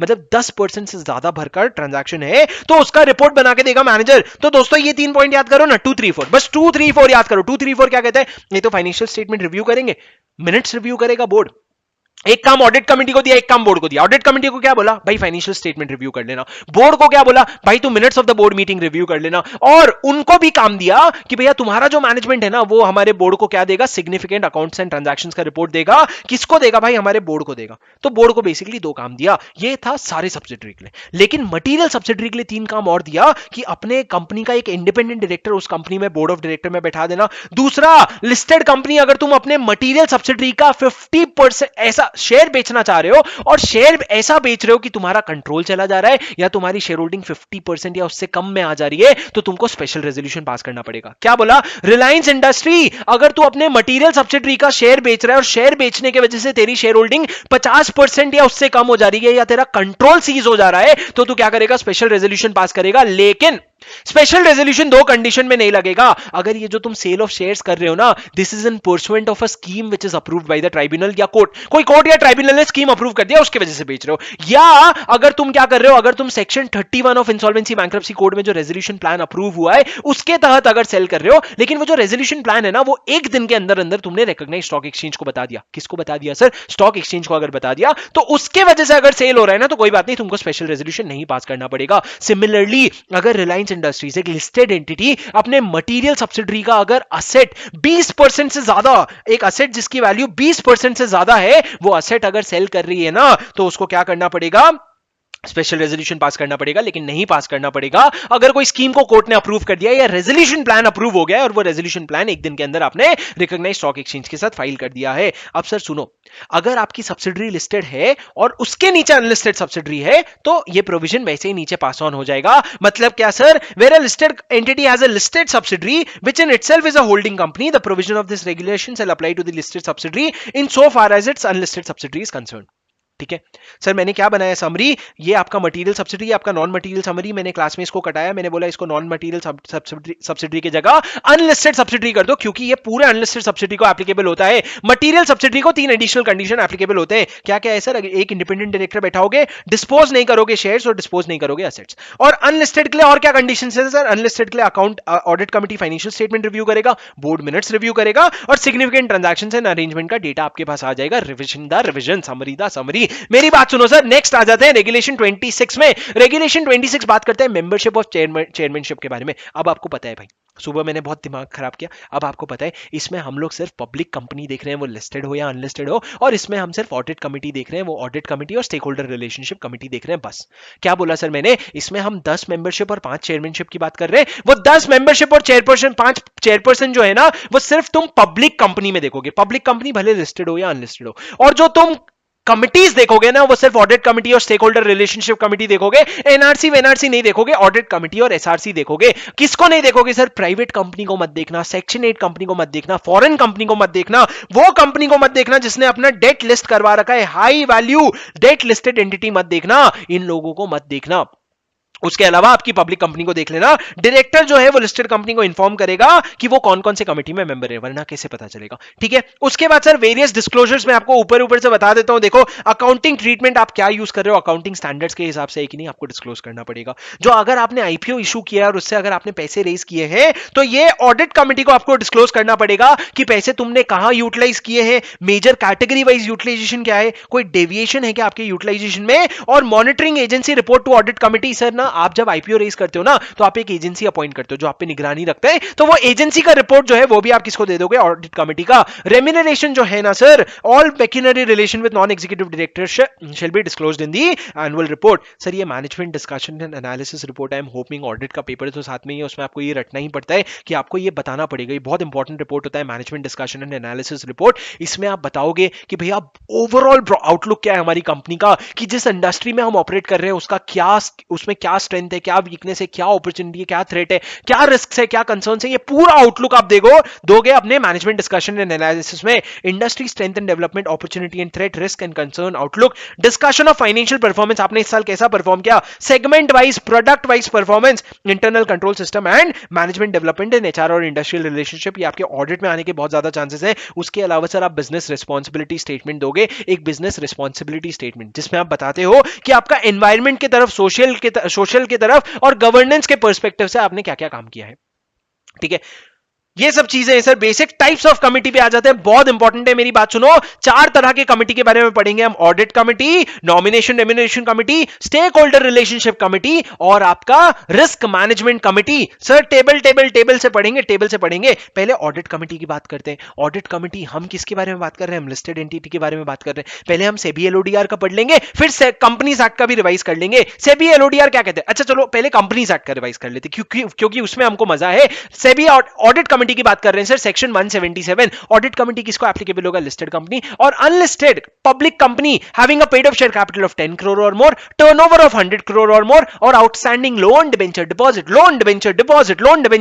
ऑफ मोर देन 50 करोड़ अगर आपका है तो आपको इंडिपेंडेंट डायरेक्टर का प्रोविजन एप्लीकेबल होगा। और आपको याद होगा once applicable forever. Independent director के साथ साथ ऑडिट कमिटी का भी प्रोविजन एप्लीकेबल होगा। कितने डायरेक्टर चाहिए सर आपको? कम से कम 3 डायरेक्टर, जिसमें से मेजॉरिटी इंडिपेंडेंट होना चाहिए। मेजॉरिटी और साथ में majority including chairperson should have the ability to read and understand financial statement. Broadly इतने प्रोविजन थे सर। लेकिन सेबी एलओडीआर कहता है हर लिस्टेड एंटिटी को 3 डायरेक्टर चाहिए ऑडिट कमिटी में। ऑडिट कमिटी में जो 2/3 ऑफ द डायरेक्टर है ना, वो इंडिपेंडेंट डायरेक्टर होना चाहिए। एटलीस्ट 2/3 इंडिपेंडेंट डायरेक्टर होना चाहिए और सारे के सारे फाइनेंशियल लिटरेट होने चाहिए और एक बंदा तो एक्सपर्ट भी होना चाहिए। उसके अलावा सर जो आपका चेयरपर्सन है ना, वो इंडिपेंडेंट होना चाहिए। सर अब से सिलसिला शुरू हो गया चेयरपर्सन के इंडिपेंडेंट होने का। चेयरपर्सन इंडिपेंडेंट होगा और एजीएम अटेंड करेगा।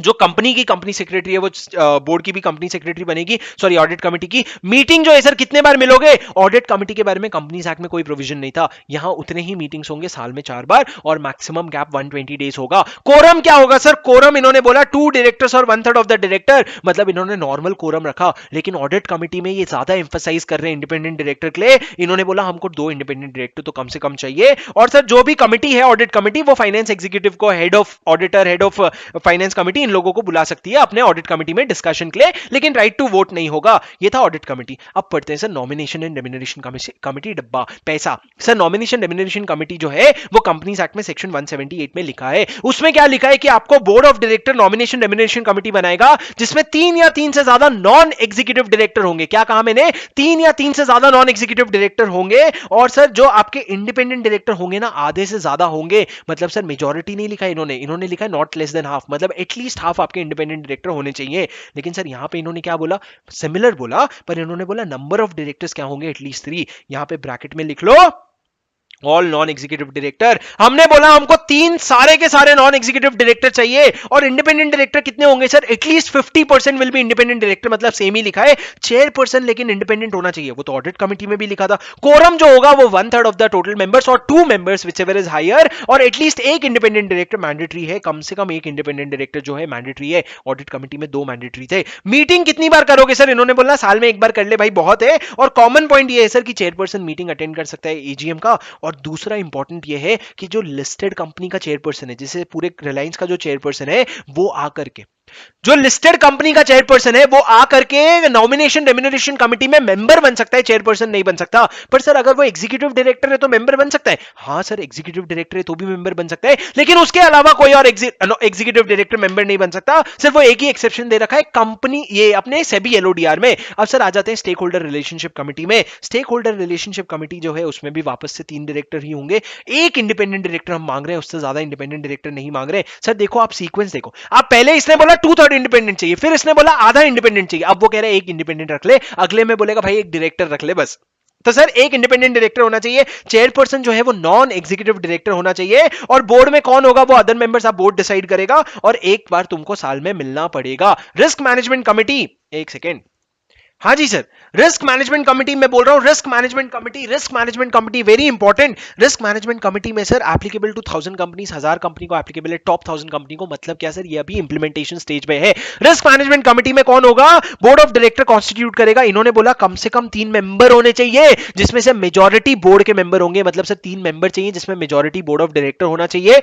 एक इंडिपेंडेंट डायरेक्टर रख लो, बहुत है। लेकिन अगर आपका कोई आउटस्टैंडिंग स्पेशल राइट्स वाला इक्विटी शेयर है तो आपको 2/3 इंडिपेंडेंट डायरेक्टर बैठाना पड़ेगा। चेयरपर्सन जो है वो डायरेक्टर होगा और बाकी सीनियर एग्जीक्यूटिव्स मेंबर हो सकते हैं। चेयरपर्सन एक डायरेक्टर होना चाहिए और बोर्ड में एक इंडिपेंडेंट डायरेक्टर होना चाहिए। साल में कितनी बार मिलेंगे, इनका इंपॉर्टेंस ज्यादा है भाई, इनको बोला साल में 2 बार मिलना। कोरम कोरम कोरम इन्होंने बोला 1/3 और 2 directors whichever is higher. Quorum thankfully 1/3 और 2 मेंबर्स इन्होंने लिखा है, डायरेक्टर्स नहीं, व्हिचएवर इज हायर, लेकिन एक डायरेक्टर तो अटेंड करना है। ऊपर इन्होंने बोला 2 इंडिपेंडेंट डायरेक्टर अटेंड करना चाहिए, फिर कहते हैं 1 इंडिपेंडेंट डायरेक्टर अटेंड करना चाहिए, फिर उन्होंने कहा, फिर तो कोरम की बात ही नहीं की, और लास्ट में कहते हैं 1 डायरेक्टर अटेंड कर लेना। उसके बाद सर मैक्सिमम गैप कितना होगा, साल में 2 बार मिलोगे तो मैक्सिमम गैप 180 डेज का हमने बोला है। और बोर्ड जो है आपके रोल्स एंड रिस्पांसिबिलिटी डिफाइन करेगा और आप अपने काम के लिए बाहर का हेल्प ले सकते हो। तो रिस्क मैनेजमेंट कमेटी के बारे में इन्होंने क्या कहा सर, रिस्क मैनेजमेंट कमेटी के बारे में इन्होंने कहा बोर्ड कॉन्स्टिट्यूट करेगा, 3 मेंबर होने चाहिए, वो उसमें से आधे से ज्यादा डायरेक्टर होने चाहिए, मेजॉरिटी डायरेक्टर होने चाहिए, 1 इंडिपेंडेंट डायरेक्टर बैठा लेना और चेयरपर्सन को डायरेक्टर बैठा देना, बाकी सब छोटे मोटे मेंबर्स ले लेना, सीनियर मैनेजमेंट वाले। साल में 2 बार मिलना,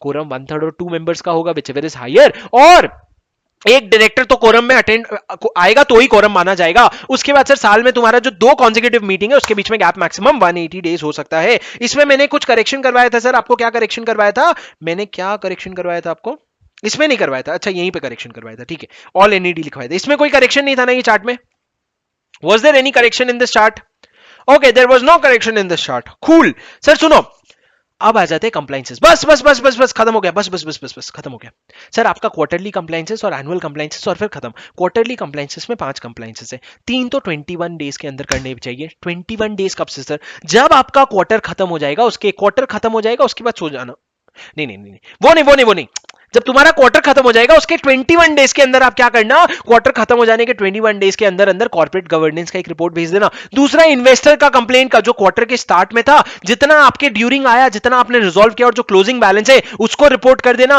और तीसरा जो आपका शेयर होल्डिंग पैटर्न है और जो शेयर होल्डिंग्स है आपके, जो शेयर होल्डिंग पैटर्न है और जो सिक्योरिटीज आप होल्ड कर रहे हो वो चीजें रिपोर्ट कर देना 21 डेज के अंदर। लेकिन सर सुनो, 21 days from the end of quarter, लेकिन मेरी बात सुनो, अगर लिस्टिंग के पहले, लिस्टिंग के एक दिन पहले भी वापस से शेयर होल्डिंग पैटर्न रिपोर्ट कर देना, और अगर आपने कोई ऐसा कैपिटल रीस्ट्रक्चरिंग किया है जिसके वजह से 2% of paid up share capital से ज्यादा चेंज हुआ है, कैपिटल रीस्ट्रक्चरिंग किया है जिसकी वजह से 2% of paid up share capital से ज्यादा चेंज हुआ है, तो आपको उस केस में 10 दिन के अंदर अंदर रिपोर्ट करना पड़ेगा। और तीसरा सर उसके बाद क्या है, 45 डेज के अंदर, 45 days except for the last quarter, except for the last quarter आप क्या करोगे, 45 डेज के अंदर अपना जो स्टैंड अलोन फाइनेंशियल स्टेटमेंट है, क्वार्टरली एंड वाईटीडी, ये दोनों आप क्या कर दोगे, रिपोर्ट कर दोगे। और सर अगर आपने कोई फर्दर कोई भी इशू किया है, कोई भी इशू, चाहे वो पब्लिक इशू हो, चाहे वो राइट्स इशू हो, या चाहे वो प्रेफरेंशियल इशू हो, कोई भी अगर इशू किया है तो आप क्वार्टरली स्टेटमेंट तब तक भरते रहोगे जब तक वो इशू का पैसा जो आया प्रोसीड्स वो स्पेंड नहीं हो जाता है। क्या रिपोर्ट भेजोगे सर, आप रिपोर्ट में बताओगे डेविएशन और वेरिएशन। डेविएशन मतलब क्या,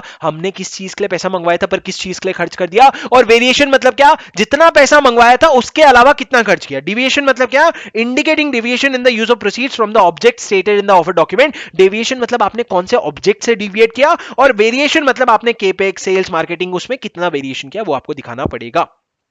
तो सर ये 5 इंटीमेशन है क्वार्टरली, पहला 3 है 21 दिन के अंदर, एक 45 डेज के अंदर, और एक क्वार्टरली आपका प्रोसीड्स के बारे में। अब सर सुनो, अगर बोर्ड मीटिंग में कुछ डिस्कशन होने वाला है तो वो बोर्ड मीटिंग के कुछ दिन पहले आपको रिकॉग्नाइज्ड स्टॉक एक्सचेंज को इंटीमेट देना पड़ता है, और वो जो कुछ दिन पहले है ना उसमें date of intimation and date of board meeting को नहीं इंक्लूड करना होता है। क्या डिस्कशन होने वाला है सर, सबसे पहला बोर्ड मीटिंग में, अगर बोर्ड मीटिंग में अगर आपका बाईबैक का प्रपोजल, या फिर अगर बाईबैक मतलब आप सिक्योरिटीज वापस ले रहे हो या वॉलंटरी डीलिस्ट कर रहे हो, ये 2 ऑप्शन हो गए सिक्योरिटीज वापस लेने के, बाईबैक और वॉलंटरी डीलिस्टिंग। उसके अलावा या फिर अगर आप कोई इशू कर रहे हो, further public offer, ADR, GDR, convertible bond, debt issue, preferential issue, या अगर आप डिविडेंड डिक्लेयर कर रहे हो, या अगर आप कन्वर्टिबल सिक्योरिटीज इशू कर रहे हो, या फिर बोनस सिक्योरिटीज इशू कर रहे हो, मतलब सिर्फ या तो आप बाईबैक कर रहे हो या वॉलंटरी डीलिस्टिंग या कुछ भी इशू कर रहे हो, ऐसा कोई बोर्ड मीटिंग में अगर डिस्कशन होने वाला है या डिविडेंड डिक्लेयर करने के बारे में बोर्ड मीटिंग में डिक्लेयर करने वाले हो, तो वो बोर्ड मीटिंग जिस दिन होगा ना उसके 2 वर्किंग दिन पहले तो आप क्या कर देना, रिकॉग्नाइज्ड स्टॉक एक्सचेंज को इंटीमेट कर देना। 2 वर्किंग डे में आप डेट ऑफ इंटीमेशन और डेट ऑफ, सर सुनो ना,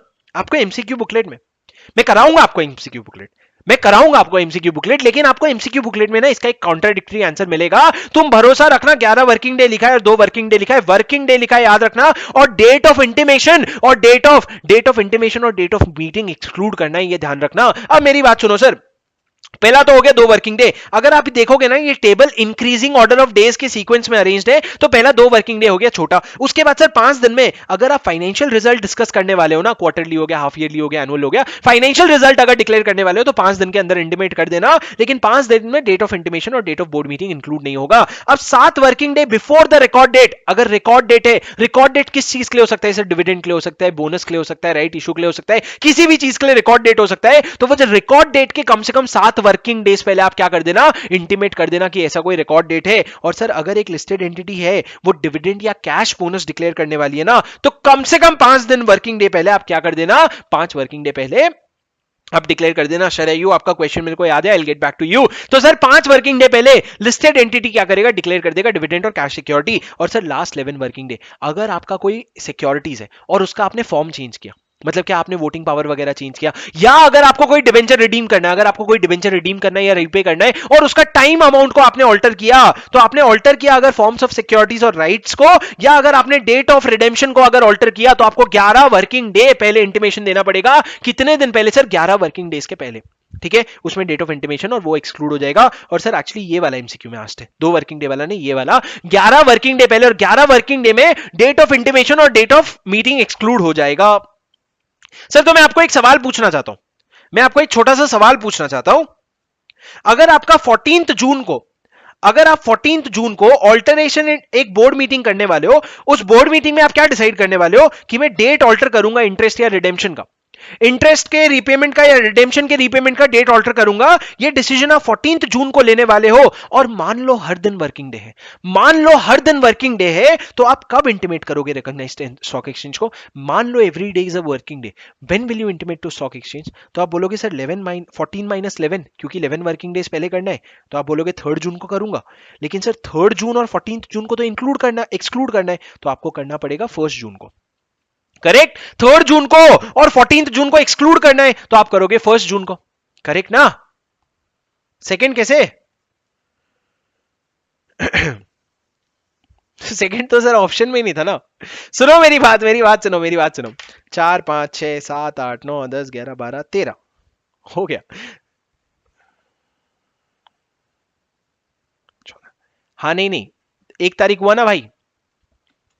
अरे सुनो, चलो वो कंफ्यूजन अपन एमसीक्यू में हो लेंगे, खत्म हो गया अपना सेबी एलओडीआर। मेरी बात सुनो, एमसीक्यू में कंफ्यूज हो लेंगे सर, मेरी बात सुनो। लास्ट एनुअल कंप्लायंसेस, आपको एनुअल कंप्लायंसेस साल में क्या कंप्लायंसेस करना पड़ेगा?